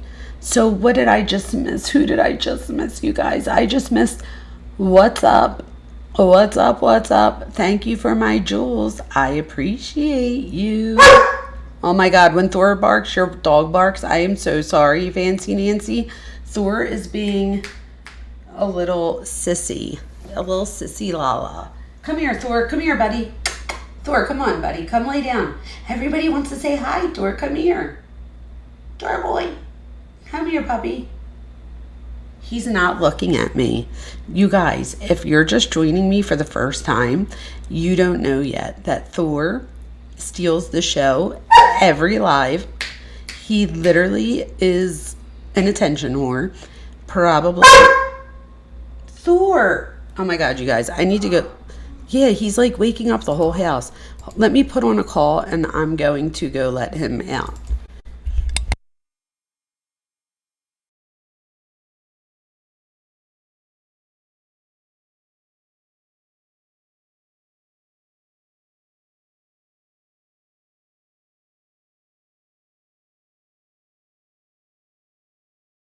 Correction Center. This call is not private. It will be recorded and may be monitored. If you believe this should be a private call, please hang up and follow facility instructions to register this number as a private number. To accept charges and thank you for using Securus. You may start the conversation now. Hello? What's up, Mackenzie? Hold on, Danny wants to tell you something. What the fuck? This phone's staying bad as fuck. Whoa, Candy, I cannot hear you. Can you hear me? Yes. Okay, I was about to say because this phone just stinks bad as fuck. Right. You okay? Yeah, it just smells really bad. I don't know what the fuck that smell is. Aww. Were you able to check your messages? No, they're all fucked up right now. So just tell everybody. Just tell everybody I can't check messages right now. It's fucked up. Do you want me to see if anybody's available for a phone call? What do you want me to do? Anything? Oh my God, this phone smells bad as fuck. No. Oh, okay. Or do you want me to? Are you saying you have to go back to work? This phone smells bad as. I don't have any time left, but that's okay. I have a call. Okay, I'm back. Oh my gosh. I went to go see what the big problem was, and Thor was staring at me and like wasn't coming down, and I didn't know why, and I realized I didn't see Ellie. Ellie was standing at the bottom of the steps, and Thor was right there barking at Ellie to move, and Ellie's just a bitch. She just lays there and just stared at Thor, and she's like, I'm not moving. I had to walk over there and like stand in between them so that Thor could come down because Thor's afraid that Ellie's gonna like jump. You have 4 dogs? Oh wow, what kind of dogs do you have? You're turning 40 in October and you're not excited. Well, let me tell you something, okay? Wait, who's sick, disgusting creatures? Not my dogs. But anyway, about becoming 40 is the new 20. Let me just tell you, at 40, you're still young enough to do all the things that we say we're going to do in our 20s, but we might not really do. And not that we have like a ton of money, but you're usually a little bit more financially stable than you are in your 20s, as far as like if you want to go out to dinner, you can. You want to go to the movies, you could go. Things like that, like little things. So look at 40 as your new 20 and embrace it. Because from what I was told, we're going to then turn 50, 60, 70, and we're going to look back and we're going to be like, ooh, remember when we just turned 40? You know what I mean? So I'm embracing these 40s. I still have a few more to go. Not many, though. Okay, so let me pull back up my slide now that I got the dogs had settled. My second pattern, so my first pattern, just to revamp, was comfort on demand. Whenever Mackenzie needs it, whenever Mackenzie needs to be comforted. We see that Natalie is the first one to jump in and cool the fire any way she can. So then the second pattern I saw was boundaries that bend. Remember I talked about permissive parenting. Permissive parenting is all that love and, it's all that friendship, if you will, and no boundaries. So here we have boundaries that bend. Again, I picked 2 quotes out of the text messages I have. Both are from the text messages with Dad. The first one is February 16th of 2020. They say, "You're not to spend any night at the boys' house ever." So we do see a few times that Dad tries to put his foot down. The problem is he winds up giving in too many times. So what winds up happening is, you guys, and this is where the terrible twos come from. I don't know if people know this, but the terrible twos are very American.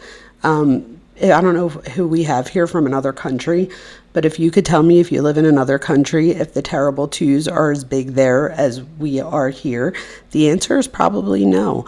And the reason being is because it's not something inherent about 2-year-olds, right? I don't know if people know that. It's more about us and whether we're allowing consistency or not. Our kids protest when they know that they can when there's not consistency. So for example, if you're at the store and you tell your kid before you go in, don't ask me for candy because we're just here to get bread, we're not getting candy, I'm making dinner, and then you're in line and the kid starts freaking out for candy and you're like, no, I said no, but the kid keeps freaking out and you like notice your neighbors talking over there and you're like, oh shit, they're probably talking about me and my kid freaking out, and you give the kid the candy. You just let your kid know that if they protest enough, if they cry enough, if they embarrass you enough, they may get their way. And that's why it's so important. So I always tell people, like with parenting, if you don't know if you can stick to that particular thing, so whatever it is that you say, if you can't stick to that, then just don't promise that or don't make that a big thing, right? Like don't make it a point to say, don't ask me for anything when we go in there. If you know that there could be a chance that it's that there's some way that the kid could get the candy or whatever, but that way you're not being inconsistent. Even when I hear parents say things like, if you two keep it up, we're not going to Mum-Mum's for dinner. I'm like, oh, you must not be Italian or from Philadelphia, because that's just not how it works. If my mother invited us for dinner, we're going to dinner. And my kids knew that. They knew that they could pretty much beat each other up and we're still going to dinner at my mom's. My mom's, that's just, so why even use that as a threat? Instead, say something like, if you keep it up, you always give a warning. This is your warning. If you keep it up, we're leaving my mom's 15 minutes early tonight. I did it one time. I never had to do it again. I told my brother beforehand, whatever you do, we'll leave at the same time, but whatever you do, let me leave first. And I told him why. And my kids to this day are like, you're so mean. I'm like, no, I'm not at work. We stayed as long as we would have. However, they didn't really know what time I was planning to stay till. So I just acted like when it was time to leave that we were leaving 15 minutes early. Like, oh, it's a shame we could have stayed 15 minutes longer. But, these two didn't stop. I warned them we need to leave. And their cousins are still there, right? And my brother didn't tell their kids yet that they're leaving yet. So they're still playing, doing their thing. And now do you get my point? So then the kids realize the next time that when you give them a warning and that you say we're going to leave 15 minutes early, that you'll probably do it, so that they probably should stop. And I literally had to do it one time. Some people are going to have to do it every now and then because their kid will forget or push the boundaries again. But if you stay consistent, they don't protest as much because they know that they're not going to get anything. So I just keep that out there for you guys to take in a little bit of. The other one was Ken's, I'm not doing this with you. The answer is no. And that's from May 3rd, 2020. So you see 2 different times here that dad's putting his foot down. The problem is a year from now or a year and a half from now, she'll be living with this boy. So you're not spending any night at this boy's house ever. And then this time next year, you'll be living with him. Is not consistent in my opinion, right? I'm not doing this with you. The answer is no. To then say yes sometimes is just not consistency. And maybe he really, that night, maybe he said no and the answer was no. Let's give it to him, right? But what is that showing? Inconsistency, because the first one we know in a year she'll be living with him, so there's no consistency there. So let's give him that he was consistent the second time. That shows a lack of consistency. So whether he was consistent or not the second time, he had inconsistency already. So whether you stick to your word or not, you're now inconsistent. So, and that will backfire. And then hard limits appear, but the larger pattern includes negotiation, pleading, and rescue. So remember that. Life is about negotiation. You should teach your kids how to negotiate in life. Most people, when they get, when they feel successful in life, a big part of that is from negotiation. We negotiate a lot of things. I just negotiated with the dogs. Right? So I negotiated and I got them to move and to do their things so that they could get away from each other so I just right now, I guess you could call that a rescue too, but I was in the middle of a live, but I did take my time out. I didn't just I ignored the live for a second so I could go handle that, which I should. Now Thor's laying on the couch like a king, sprawled out, and now he's over there still laying down. Everything's good. We're good to go. But we're going to see these patterns here. And then warmth without consistency can feel like trying again. And again, why? Because it's inconsistent. The third pattern I seen here were parents as fixers. Okay. So again, I have a message. This message is, these 2 messages, you guys, are from the dentist incident. Do you guys know about the dentist incident? So, oh my God, this incident was so out of control. I'm trying to think if this was with Dom, I think it might have been. It was either with Dom or one of her friends, but it says my mom already paid like $1,000 in the one, and then the other one it says my mom, it says Jay called, but it's supposed to be just, although she writes Jay, but she means just. My mom just called Alaria police. So plunder, true crime. If somebody hears this and talks to plunder, or if plunder comes across this in some way, plunder. In August of 2020, mom called Alaria Police Department. Let's get that for you. I'll send you, I don't know how to do it. Contact me. I'll send you the money for that. How do we get this? So plunder, get on that. And I'll send, reach out to me, girl. I got you. We'll work it out. And then helping is not the problem. The question is whether the hard part keeps getting outsourced. Again, externalization here, just like we see it before. It's always on somebody else, somebody else's fault, somebody else's problem, therefore somebody else's, problem to fix. And then who pays the cost here and who learns the consequences? If you constantly are putting out the fires for your kids and you're not holding them accountable at home, they're going to assume that nobody's going to hold them accountable outside of the home. So if you don't show them first at home, and again, how do we hold our kids accountable? I'm not saying be mean. I'm saying hold them accountable. If you give them a warning and you say, we're leaving Mom's 15 minutes early, if you don't stop and they don't stop, you leave 15 minutes early. That is accountability. So when I say be accountable, I'm not saying do some crazy, thing that we can't hold ourselves to. I'm saying just follow through with the damn shit we say we're going to do. That's all. And don't put it out there if you don't think you could do it. Even so, when does that come best in handy? When you're going to punish a kid for something. When parents punish their kid, they tend to do it while they're mad. They're like, you're punished for the whole semester. Don't come to me till summer. The truth is, though, right? They have prom, they have dances, they have You're not going to make them miss 6 months for coming in 5 minutes late. So why even throw that out there and then take it back later? Because now you look inconsistent. Instead, if you want to torture your kid even more, all you have to say is, real calm. There's consequences to your behavior. I don't know what your consequences yet. I haven't decided. But after Mom and I or Dad and I talk about it, I'll let you know. I promise you, the next 12 hours or however long it is until you come back, that is going to be more punishment, because they're going to be on the phone with their friends like, oh my God, what if they say I can't go to this? What if they punish me till the end? But what if they do that? Blah, blah, blah. And they're just going to drive themselves crazy, right? But it also gives you a time to calm down and think of something that you can stick to, right? Because you need to be consistent. The last pattern I see in here is mom as the audience. So the quotes that I have from here are from 2022. So they're both from July 17, 2022. The accident was July 31st, 2022. Here the quote is, he's also threatening to blackmail me to my mom. The next one, I do not feel safe. These are both Mackenzie saying this.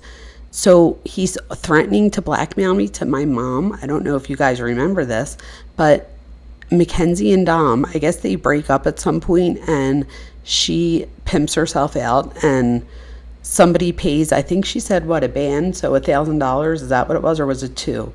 I don't know what it was, but apparently they're Snapchats, and I have them. I've shown them before. I've read them to you like maybe 3 lives ago. But he gets her to have S with him via her feet. Hopefully you can make the visual on your own. So again, they have like interactions, and she pleases him using her feet. I don't know if you guys noticed, but now that I said that, when you start looking at pictures of Mackenzie Shirilla, take notice at how many feet pics she takes. Take notice that she puts like acrylics on her toes. I was like, what is this girl doing? Like, I don't know about you, but I have my Nikes right there that I wore today. If my toenails are even like a tiny bit too long, my shoes don't feel right. So like, I'm just one of those people though where my socks have to be a certain way. So, so it could just be me. Let me know if you're like that out there too. I guess put a 1 in chat if you're picky about stuff like that. Like, would you be, how about this? Put a 2 in chat. So a 1 in chat if you're picky about like, you couldn't let your toenails grow long. Put a 2 in chat if you would get acrylics on your toes. It's like a thing.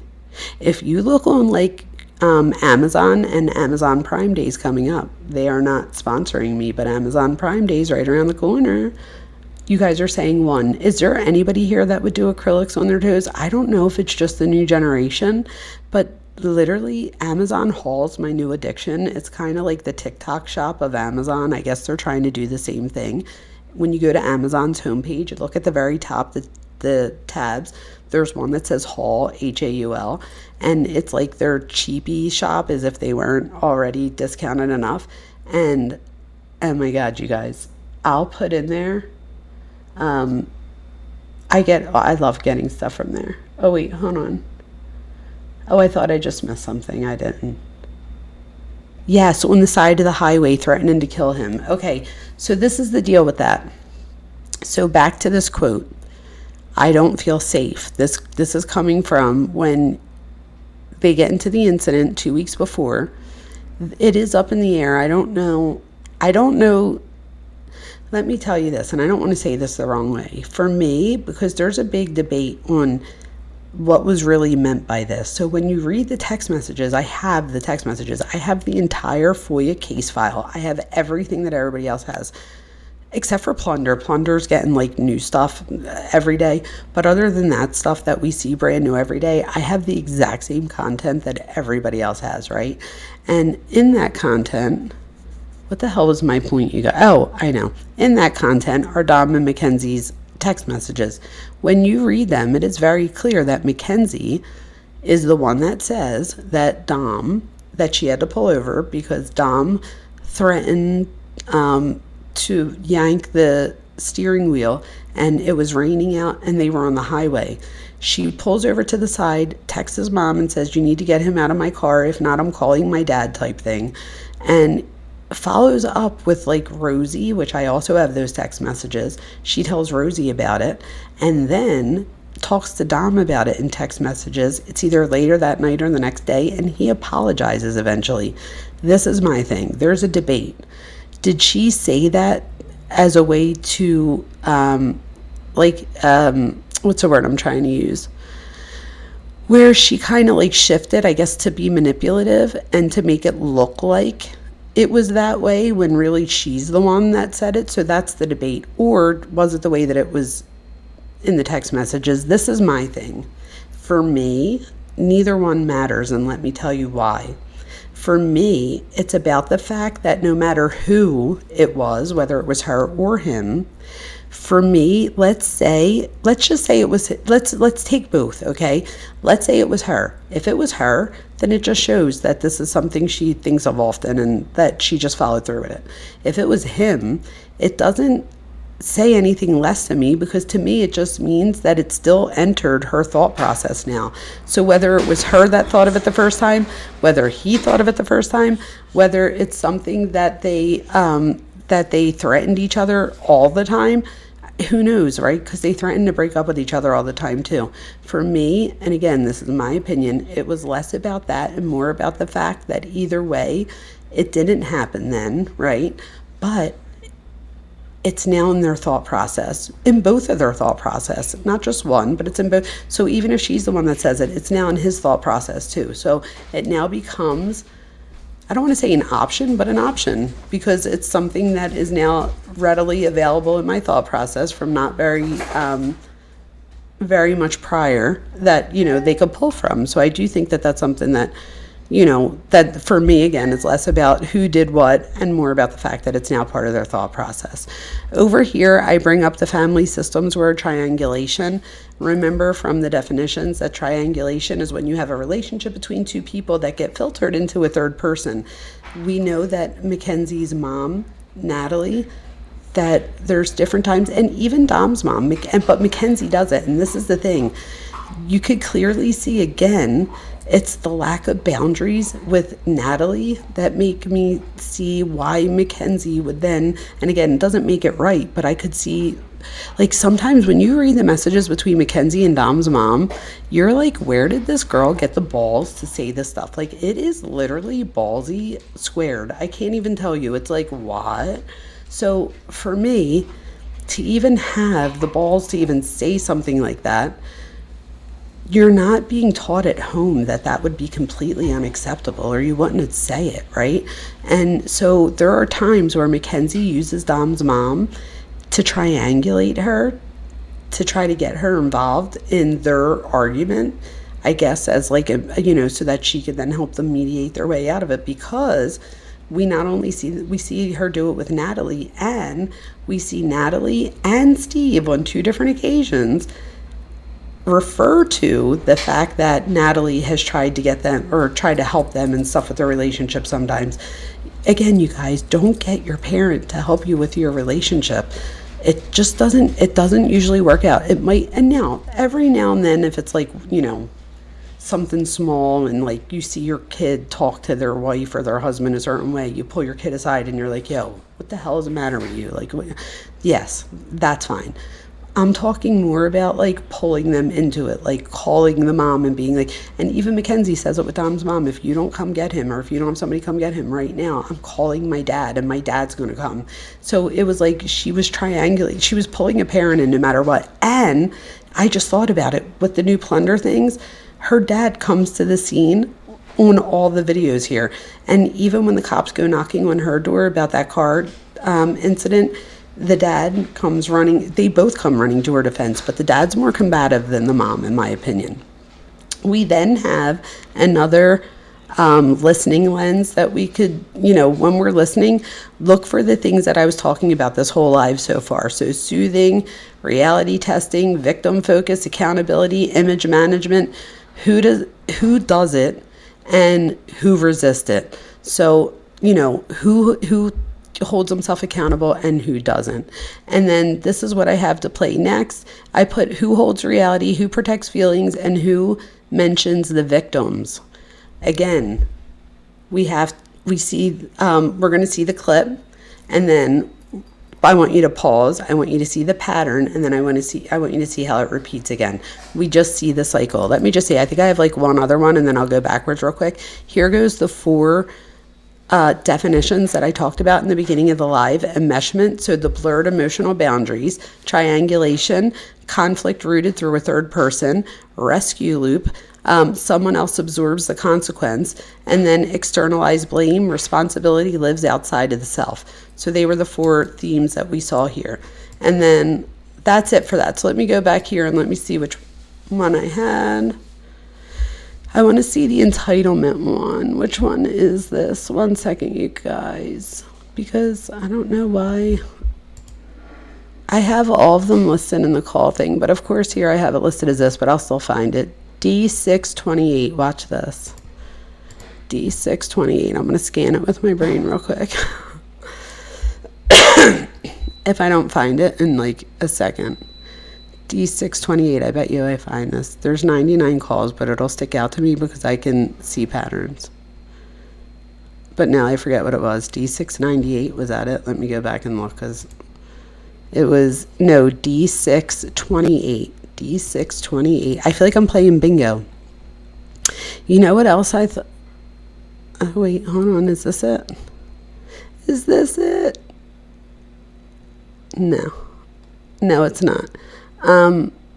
Yeah, if I don't find it, I'm almost at the beginning. Oh, I guess if I just look at 8 for the last, I guess I'd find it quicker. Wait, ready? So what are you guys up to while I'm doing this? I think I found it. D628, I found it. It's call number 5. Or my call number 5. Here we go. Hello, this is a prepaid collect call from... Alright, let me relink it. An incarcerated individual at Cuyahoga County Corrections Center. This call is not private. It will be recorded and may be monitored. If you believe this should be a private call, please hang up and follow facility instructions to register this. Alright, let me get to the part. To accept charges and Consent to this recording. Thank you for using Securus.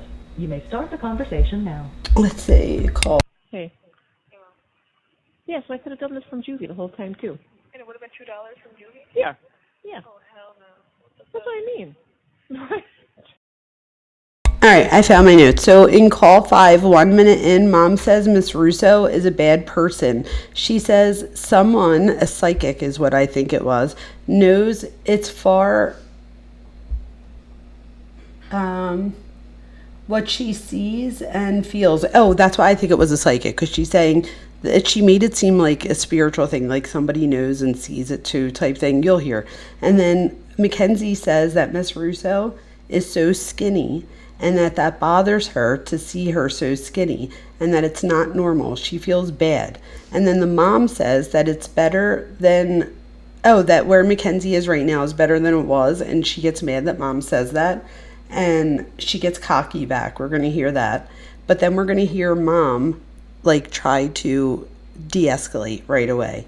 And then I have here, we're going to hear her, she says, Mom is misleading again, which we've heard already tonight.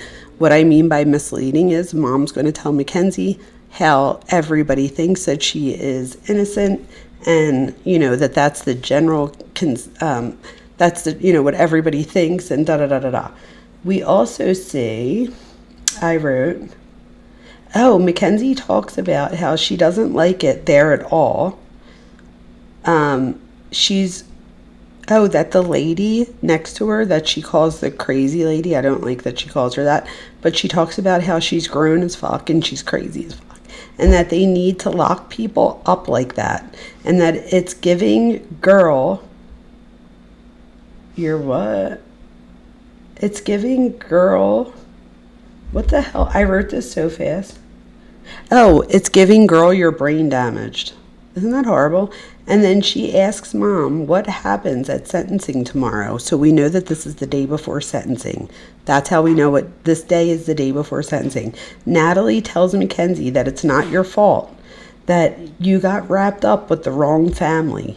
They're terrible people. Mackenzie then talks about Angelo and Ruggs and how she tried to warn Miss Russo, but they used it against her.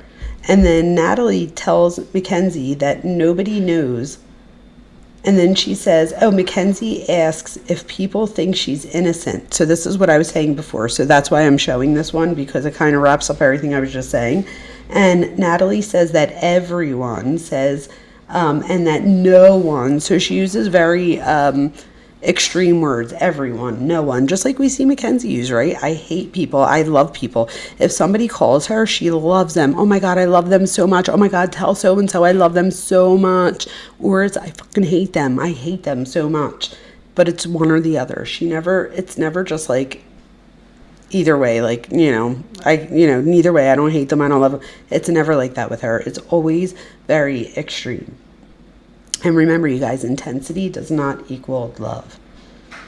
Okay, so then I put here that Natalie also says that no one knows, but, I think she does. Hold on, let me see. Oh, that's what it is. So she says it's better now. They're talking about whether she should do the jury trial or whether she should have done the judge. And the mom stops her and says, no, you did the right thing. They then talk about the church and how the church incident.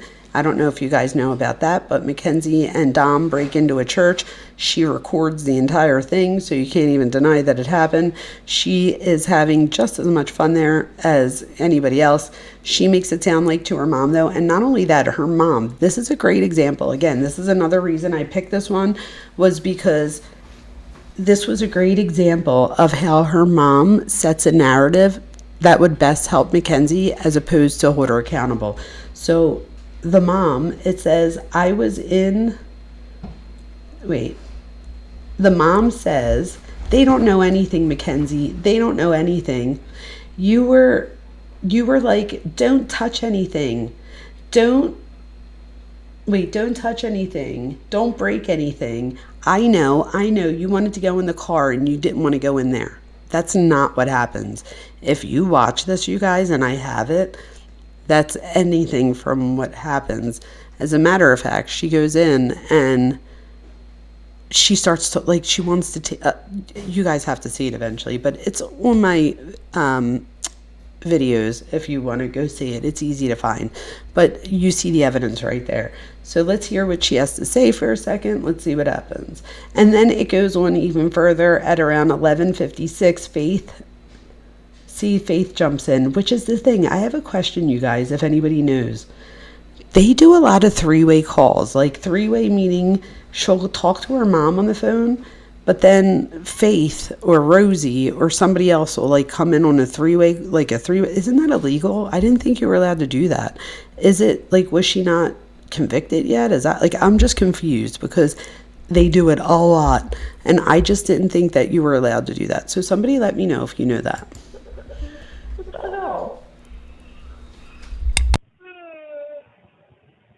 I'm just shutting my video off to get a drink. I'm right here, though.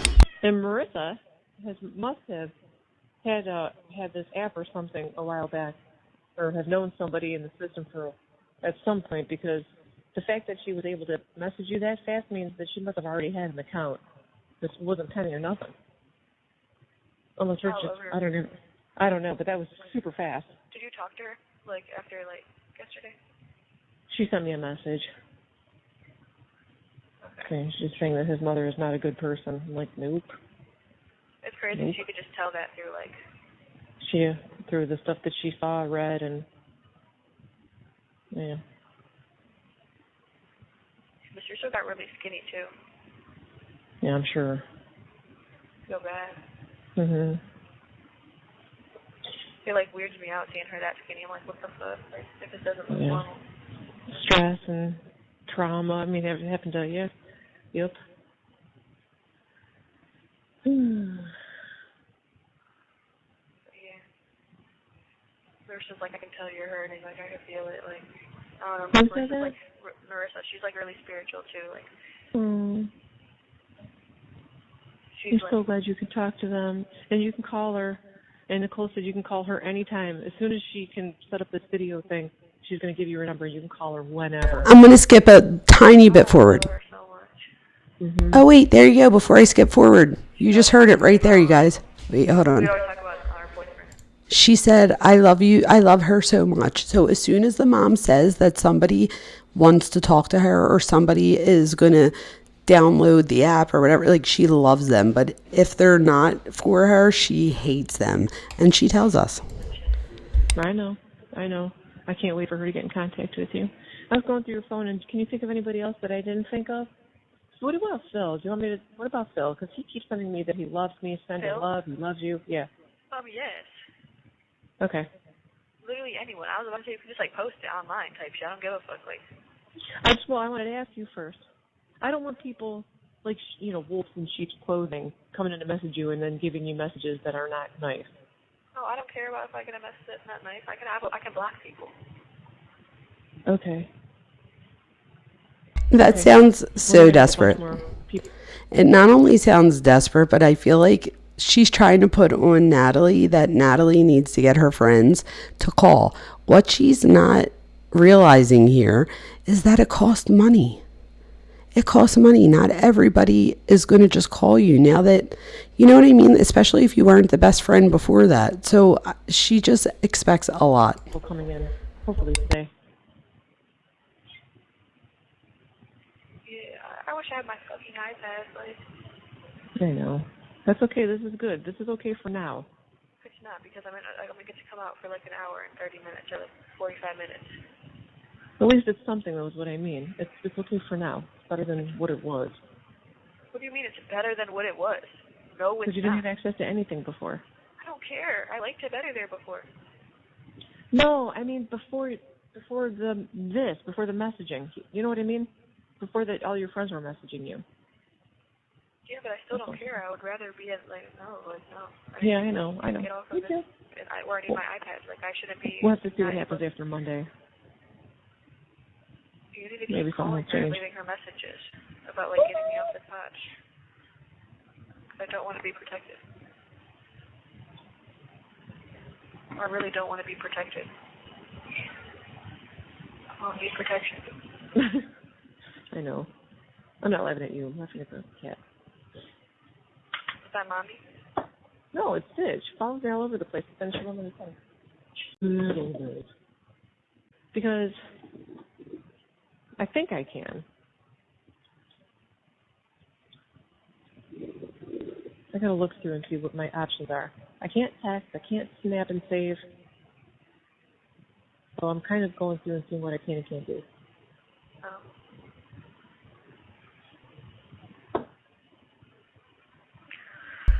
Half of the time, you guys, like Natalie will be talking to Mackenzie, and Mackenzie will be texting, and she'll literally like not hear anything Natalie says. It's crazy. I would be like, if you don't pay attention to me, I'm not calling. How about that one? Yeah, don't she ever sleep, that lady? When does she sleep? She sleep right now, so it must take her like 48 hours to go to sleep, and she better stay asleep the whole fucking day. I'm dogging her the fuck out today if she keeps being annoying. Yeah, that's crazy. She's so irritating. Like, I don't like her at all. How old is she? I don't know. Like, grown as fuck. Like 30 probably or some shit. Like, bitch, oh you're my grown God, as she's fuck. staying there all day? Yes. And we wonder why you feel bad at 40. She said she's grown as fuck. She's 30. Wow. She's crazy as fuck. Yeah, that's intense. Keep the people like that locked the fuck up. That's intense because she's in there all day and she's still like super polite like that. Like she doesn't even know basically where she is. That's crazy. No, like it's giving like girl like she doesn't understand like her brain don't work. I don't think like. No, that's messed up. So if I get found like guilty of anything tomorrow, so what's gonna happen? Kenzie, I don't know. Like, am I going straight to Marysville, or like, do I have a sentencing? Like, I'm confused. I don't know, baby. I don't know. This is something I never in a million years thought we'd be having to deal with or go through, and I don't know. Yeah, no, I would be the one to just get like fucked up and like not like that, like get fucked over. It's not your fault. Not your fault. I know, but it would be. Everyone would try to make it seem like that, and would try to make me go to jail my whole life. Just got wrapped up with the wrong family, really. Yeah, it's like this family, they suck. Bad as fuck. I don't like them. No.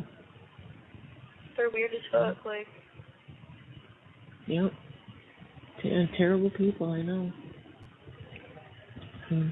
We will see, and then we'll just deal with whatever. Do you remember when one of my friends got that like voicemail from like the drug enforcement, the DEA? Yeah. And I showed Miss Russo because I wanted to like protect Angela because like I knew Angela was like Right. selling drugs. Yeah. Isn't that nice? And then she wanted to like she sent it to the police like, and then left out the part where I like said like I'm worried for Angela.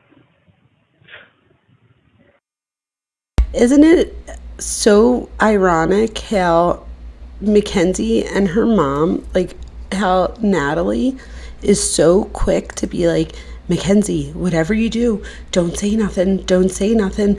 They're listening. I'm trying to get it to where we could see all the things, like where we could see chat and this and that. So my point being is that she reminds Mackenzie all the time, there we go. She reminds Mackenzie all the time that people are listening and that she shouldn't talk on the phone except for when it fits her. Oh, who was that? Yes, what was that? Hold on, let me see what I just missed. Someone just sent something or just showed something, and I don't know why it's not coming up right here. Thank you, whoever that was. Oh, I don't know why I missed it. That sucks. Let me see if it says it over here. No, it doesn't. Oh, was it What's Up? It might have been What's Up. Thank you so much, you guys. Thank you to all of you. If it wasn't, I apologize for whoever it was. If somebody tells me, I will be happy to give you the very appreciative thank you that you deserve. Now, why did that move? I just fixed it. There we go.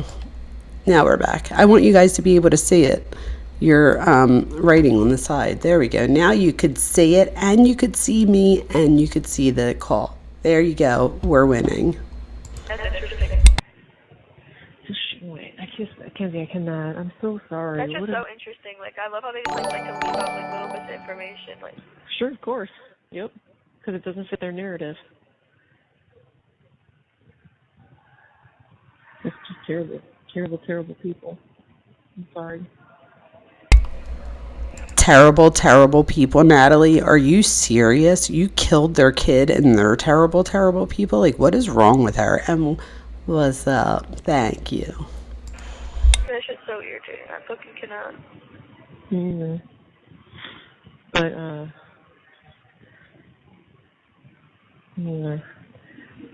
But the response online, like people are like, well, it could have been this, it could have been that, it could have been this, it could have been that. People are all saying that. Yeah, I wish you were too. Nobody That would be knows. such great stories. So people don't think it was my fault. There's a lady. No, the one was like, I don't think it was intentional. No, that's what the general consensus has become. Because it's because it wasn't. You should have done a jury. No, because there's still other people that are like, I don't.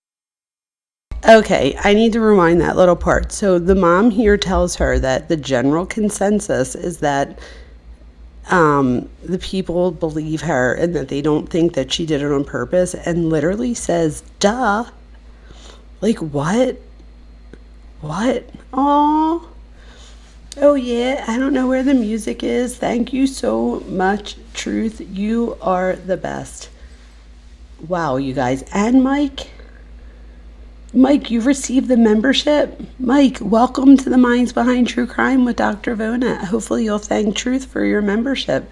Truth, you are the bestest girlfriend ever. Okay? And don't worry, Cuff you. You're like the bestest friends ever here. You know, you are all the best something here. I promise. Thank you, guys. I love you so much. You're so thoughtful.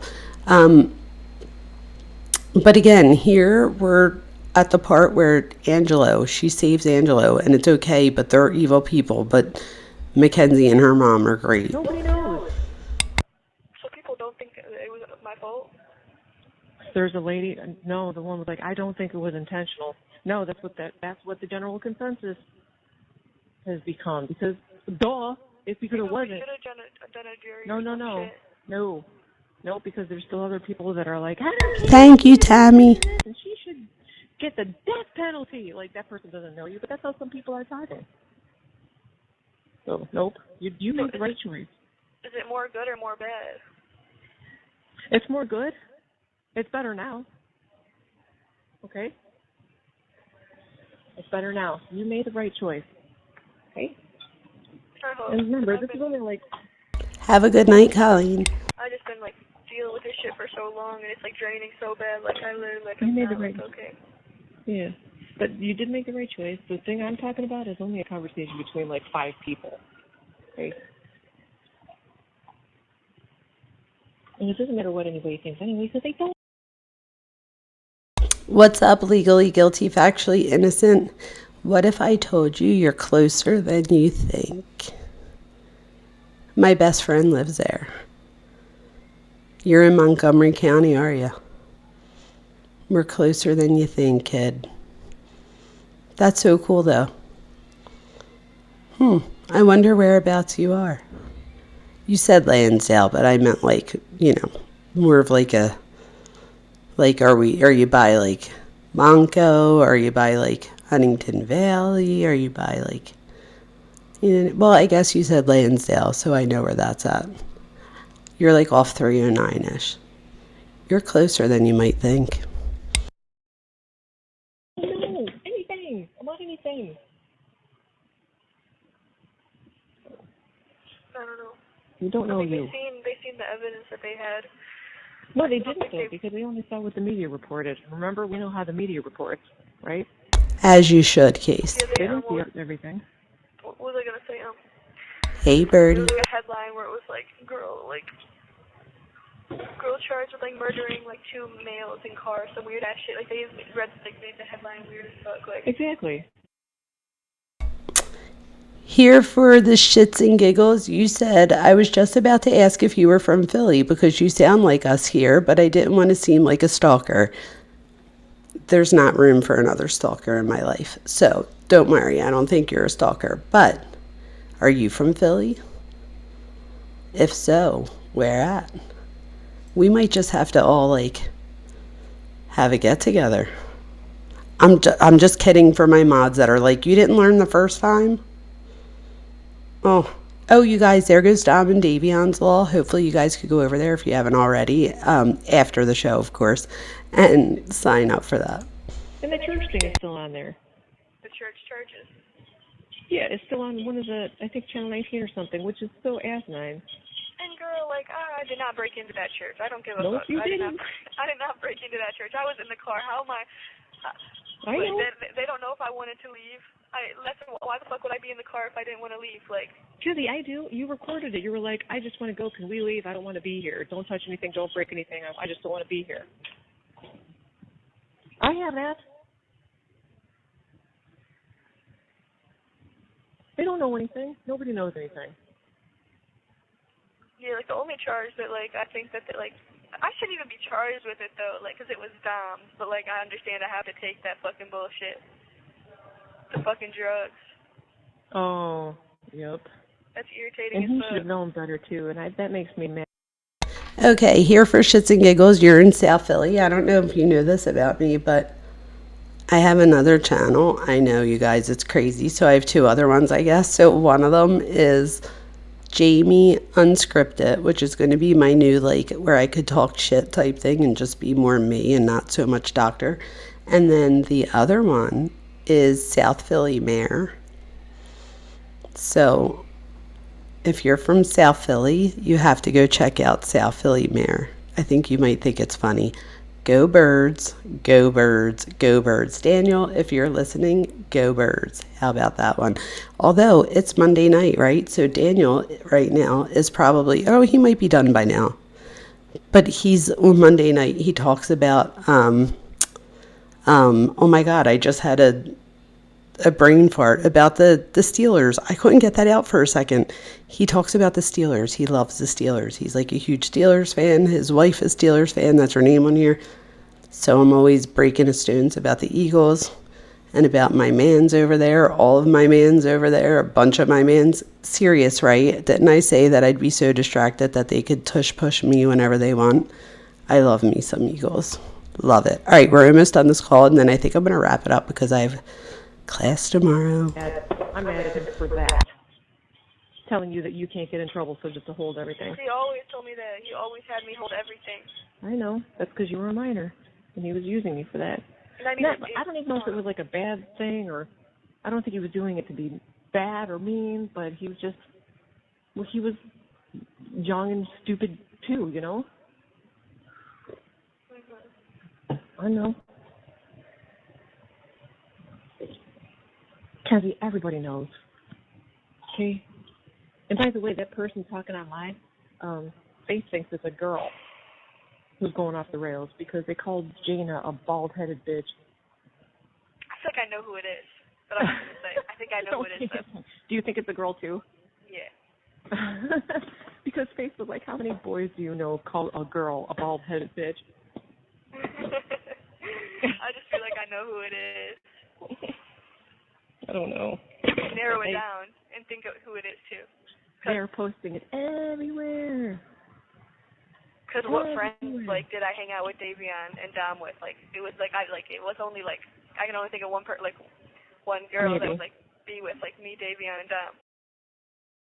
Okay, the reason I wanted us to hear that part is because I was just watching one of her social media things where she takes a video from a few nights, like it was one of the nights that they're hanging out right before this happens, and they're all taking shrooms, and they all pass around like the camera, and they have everybody sit in front of the camera, and they're like, I'm Mackenzie, I just took shrooms, like da da da.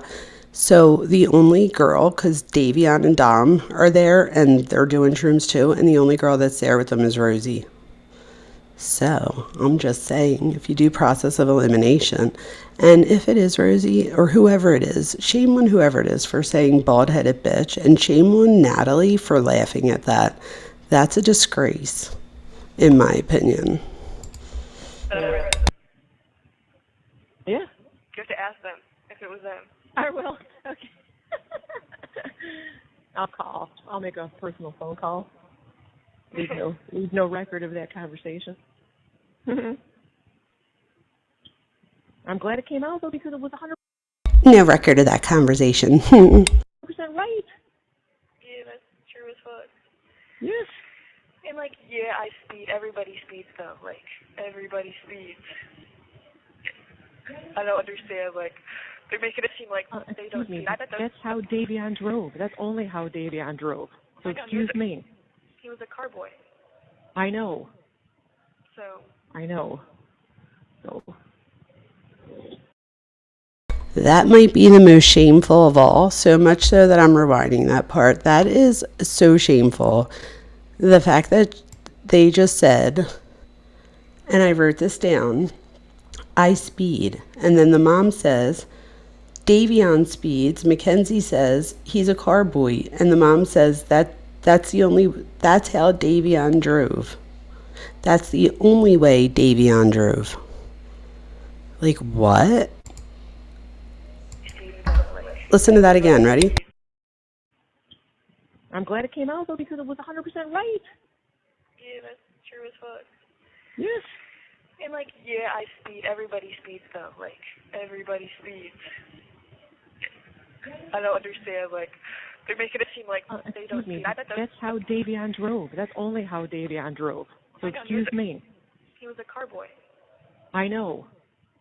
So. I know. So don't worry. However this goes tomorrow, we'll one foot in front of the other, and we'll deal with the next step, whatever the next step is. Whatever the next step is, though, Kenzie, you are going to be okay, right? Well, check you out. You survived juvie. You're surviving county, right? Right? That's what I mean. Like, and Marysville is apparently. That's what I'm saying. But if you got to go back, I don't either. And if you have to go back to juvie, then you know how that is. It's whatever. But because you know 1 minute left. All of this now. You know what I mean? So whatever happens next, Truth will set me free. You got it. And we'll deal with it as it comes. But you are going to be okay. And you're making friends everywhere you go. Everywhere you go. Because you're an amazing person. Yeah, I help people everywhere I go. Like, I got that one lady, like, a job, kind of. That's right. But, yeah, I said 1 minute left, so I just love you so much, Mom. I love you too, baby.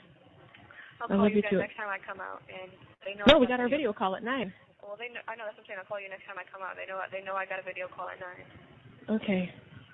But I love you so much, Mom. Baby, I love you so much. I love you too. I'll talk to you later. So I have a... Ugh, that makes me cringe when the mom like moans and she's like, or so much. Or Mackenzie's like, oh my gosh, I'm on general population. And the mom's like, woo, woo. I was like, cuz, she ain't going to college. What the fuck's wrong with these people? I don't get it. Ugh. Oh my God, once people get to know Kenzie, they don't stay friends. What is the Lulu statement? Natalie got some brown on her nose. She needs to get... Did anybody see... I know, what a wonderful person she is, seriously. Did anyone see, like, I took notice that...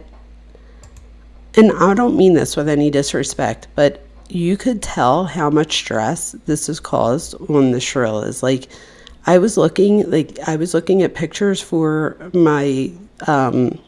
thumbnail, and I would say to the Shirillas that maybe you guys should focus on yourself.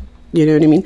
I don't even want to say go get the counseling that you need, because Mackenzie and her literally laugh because Dom's dad said that she needs to get help, and Mackenzie's like, if I need to get help, what does your family need? Da da da da da. And I'm like, oh bitch, you need to get help, I promise. So you know what I mean? See, you guys, it's getting late and I'm starting to get mouthy, and this is when I should stop. But I just want to show you before we leave, or actually I just want to show for shits and giggles. You ready? This is crazy me, just having a little bit of fun. Here, let me put one on real quick before we'll leave to this. Let's do this one. Mad at me because I took Kelly's jacket? Don't be dating Kelly from New Jersey and you won't have to worry about it. Why don't you tell Kelly, look, you want to date my brother? You get the whole family. I said to my daughters, I said, what's the problem? I left her my shirt. I could see if I didn't leave my shirt. Okay, I'm just borrowing it. I'll bring it back. Freak out. I am a little bit crazy, you guys. So, this is literally a parody of all of my aunts, my mother, me and my best friend sometimes when we get to talking, you know what I mean? And we get a little crazy. So, I definitely get a little crazy in these. But anyway, there's not a whole lot of them. Here, we'll do my sunscreen one. Yeah, so... I leave the beach, I come back to the pool, and there's smart asses here too. Ma, did you put your sunblock on, Ma? Ma, did you put your sunblock on? You know I put my sunblock on. Mind your friggin' business, okay? How about that one? Thank God this one's pretty, because that virtual learning did something for her brain. I don't know what it was, but he cooked my daughter dinner. Wait, I said, what, you don't have a job? She said, no, Ma, he works. So, stop. That works? He don't live with his mother. He passed virtual learning, and he cooks and cleans. It's telling you a little pretty head of yours. So anyway, that's what I did for fun. I haven't done it in so long, because after I did that, I started talking true crime on YouTube at the same time, and my true crime thing just started going on too, and this is where my heart is. But now that I'm going to have a few weeks off, I literally have people like reaching out to me asking me, like, because I must have said as soon as my summer semester's over, but I must have said that like around Christmas, and now people are like holding me to it. So I'm going to have to come up with some content to do for South Philly Mayor. Not that it's going to be hard. All you have to do is pay attention for 5 friggin' minutes and you got content, but you know what I mean?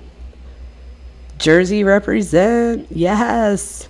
I'm just kidding when I say about Jersey. I love Jersey, you guys. I love going to the shore. I work in New Jersey. I work in Philadelphia. I work in both. I work in Philly and New Jersey. Yes, I do. So, oh, you come from you're Italian too? Aren't we fun? We are. Oh, thank you, Cuffio. I'm sure you'll figure it out because there's plenty to do, right? Give me an idea, though, of for shits and giggles. Like, I don't know. Maybe I do one about the sports. Sports are a big thing in Philadelphia. Maybe I talk about the tush push series. And I tell the Eagles that they could tush push me as South Philly mayor. Oh, that's great. Oh, your mom's family's from Sicily? Oh, what's up? Thank you so much. That was so generous of you. Wow, thank you. Thanks. Deb is an Italian from Chicago. Yes, what is up? Who's in the Discord in the chat right now? Wait, what? I don't know. Who is it? Someone tell me.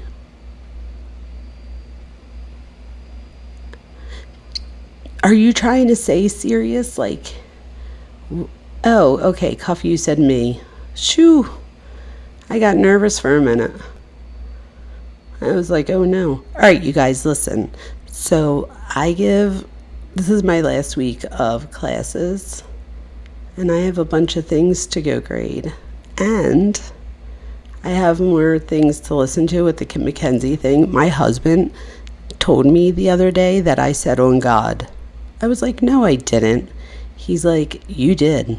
He's like, I promise you did. He's like, you and Gianna were talking and you said on God. And then she said the fuck at one point. And I was like, okay, well, if we both said something in the conversation, then we were clearly just kidding.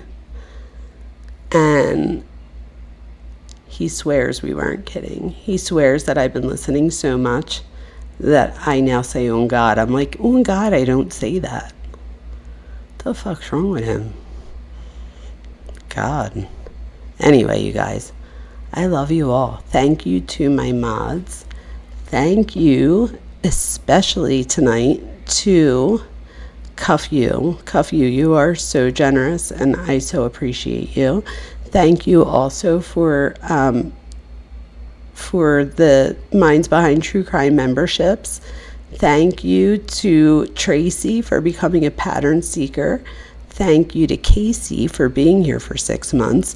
And thank you to Truth for sending a membership, and for What's Up for sending jewels, and there were a bunch of people that sent jewels. I don't know why it like saves like the people that send jewels, but it only saves it for like a few minutes and then that goes away, but it keeps the other stuff. So I hate that. But thank you to all the people that were so very generous that gave me jewels. And for the people that hit like and subscribe, thank you just as much, because it takes all of us to continue to grow. So it's not just super chats that help a channel grow. It's literally word of mouth. It's, reposting things, getting the word out there. Somebody needs to tell AG Tactical, if anybody talks to him or mods for him or something, let him know that this bitch over here understands what she's saying. He gave his email like 2 or 3 times and said, if anybody knows us, like email me, and I never wrote it down any of the times. And so I don't remember what it is, or I would just send him one of my videos. Just in case you don't know, I have a video and like 3 or 4, like 4 shorts, I think it is, where I decode what she's saying in some of these calls. So please go check that out. We have so many Mackenzie Shirilla things. And I'll be doing another Mackenzie Shirilla again. I am going to eventually get to the woman who cut the baby out. Like, what the fuck? And the Clancy case eventually too. She's about to go on trial. When she goes on trial, we're going to go over that again. I did do a live on her, but it was a really long time ago, like so long ago that Cuff You doesn't even remember me doing it. Like, it was literally forever ago. I did one live on her, but she's the one with the 3 kids, and she was a NICU nurse, and she kills her 3 kids. Oh, with the bands from the exercise bands. It's terrible. Didn't like the little boy too. He lived for a few days, the baby. Oh, it's a horrible story. But it's about, familicide. So we're going to cover that eventually as well. But yes, Taylor Parker, that's it. We're definitely going to cover that. I'm still in the Mackenzie case, though, for a minute. But we are going to get to it, I promise. We also have to get my other channel up. So you guys go over to Jamie Unscripted so that I can curse over there and be more just like everybody else and less put together. It'll be like me without my ADHD medicine. I mean, who doesn't want to come to that party? I even want to go to that party to see what the hell I'm going to say. You know what I mean? You just never know. AG is the man. I love me some AG Tactical. He was so funny. He was trying to say that back in the day, if he was on rugs or whatever, that he wouldn't have been a dope person, that he would have been a cracky person. And he was like saying it and then just couldn't come up with the words. And he's like, I would have been like crack, like AG cracker. And he like couldn't come up with the word. And all I could say in my head was AG cractical. And I was like laughing out loud to myself. I made myself laugh and I was like, oh my god, AG Cractical. And now that's what I thought of when I just saw that. He's so funny though. I do love me some of him. He cracks me up too. He shut his windows. There was like a fire. There was like a bunch of like solar panels on fire too, and he literally showed it was like black smoke. And instead of like leaving, he's like, hold on, and he goes and shuts his windows. He's like, I'm not going anywhere, I just need to stop the pollution. I was like, oh my god. He's so funny though. Yes, he's at 112,000 subs. That's right. He's awesome. If you guys haven't seen him, go over there. He's great. And yeah, if anybody knows him better than I do or some others on here, please let him know that I can totally decode all this shit for him if he'd like. All right, you guys. In a few days, I'll be done with school. And then it's going to be my birthday, Saturday. I'm going to be 48. I'm still in my 40s, though. So how about that? All right, you guys. I love you all. Thank you for coming. Thank you to my mods. Thank you for everybody who supported tonight. Thank you to all of my members. I appreciate you all so much more than I can articulate. I hope you all have a fabulous night. And until we meet again tomorrow, the next day, I'm not sure, but we'll be on here before my birthday, I promise. And then I'm going to try to make it a point to come on my birthday, even if we have to do like a day show or something. Like if I go out I don't know. We'll see what happens. So, oh, Truth, you don't know who AG Tactical is? Oh my God, Truth, I feel like you would like him. You would think he's funny. It's AG Tactical. I'm sure I almost said her real name. Thank God I didn't. I'm sure our friend will put it in our Discord. And for those of you who aren't in our Discord, you're more than welcome to come. You don't have to be a member to join. And we're a really good group over there. So I hope I see you guys again soon. Thank you to all of you that subscribed. We hit a huge milestone tonight. Let's get me to 6,000 next. And then 100,000. So we could just keep this thing going. Wouldn't that be great someday if I could just quit all of my 500 jobs and just do this with you guys all day? I mean, if that's not a retirement plan, I don't know what is. Goals. I still got some time, but goals. Good night, y'all. Love you. Good night, Nugs.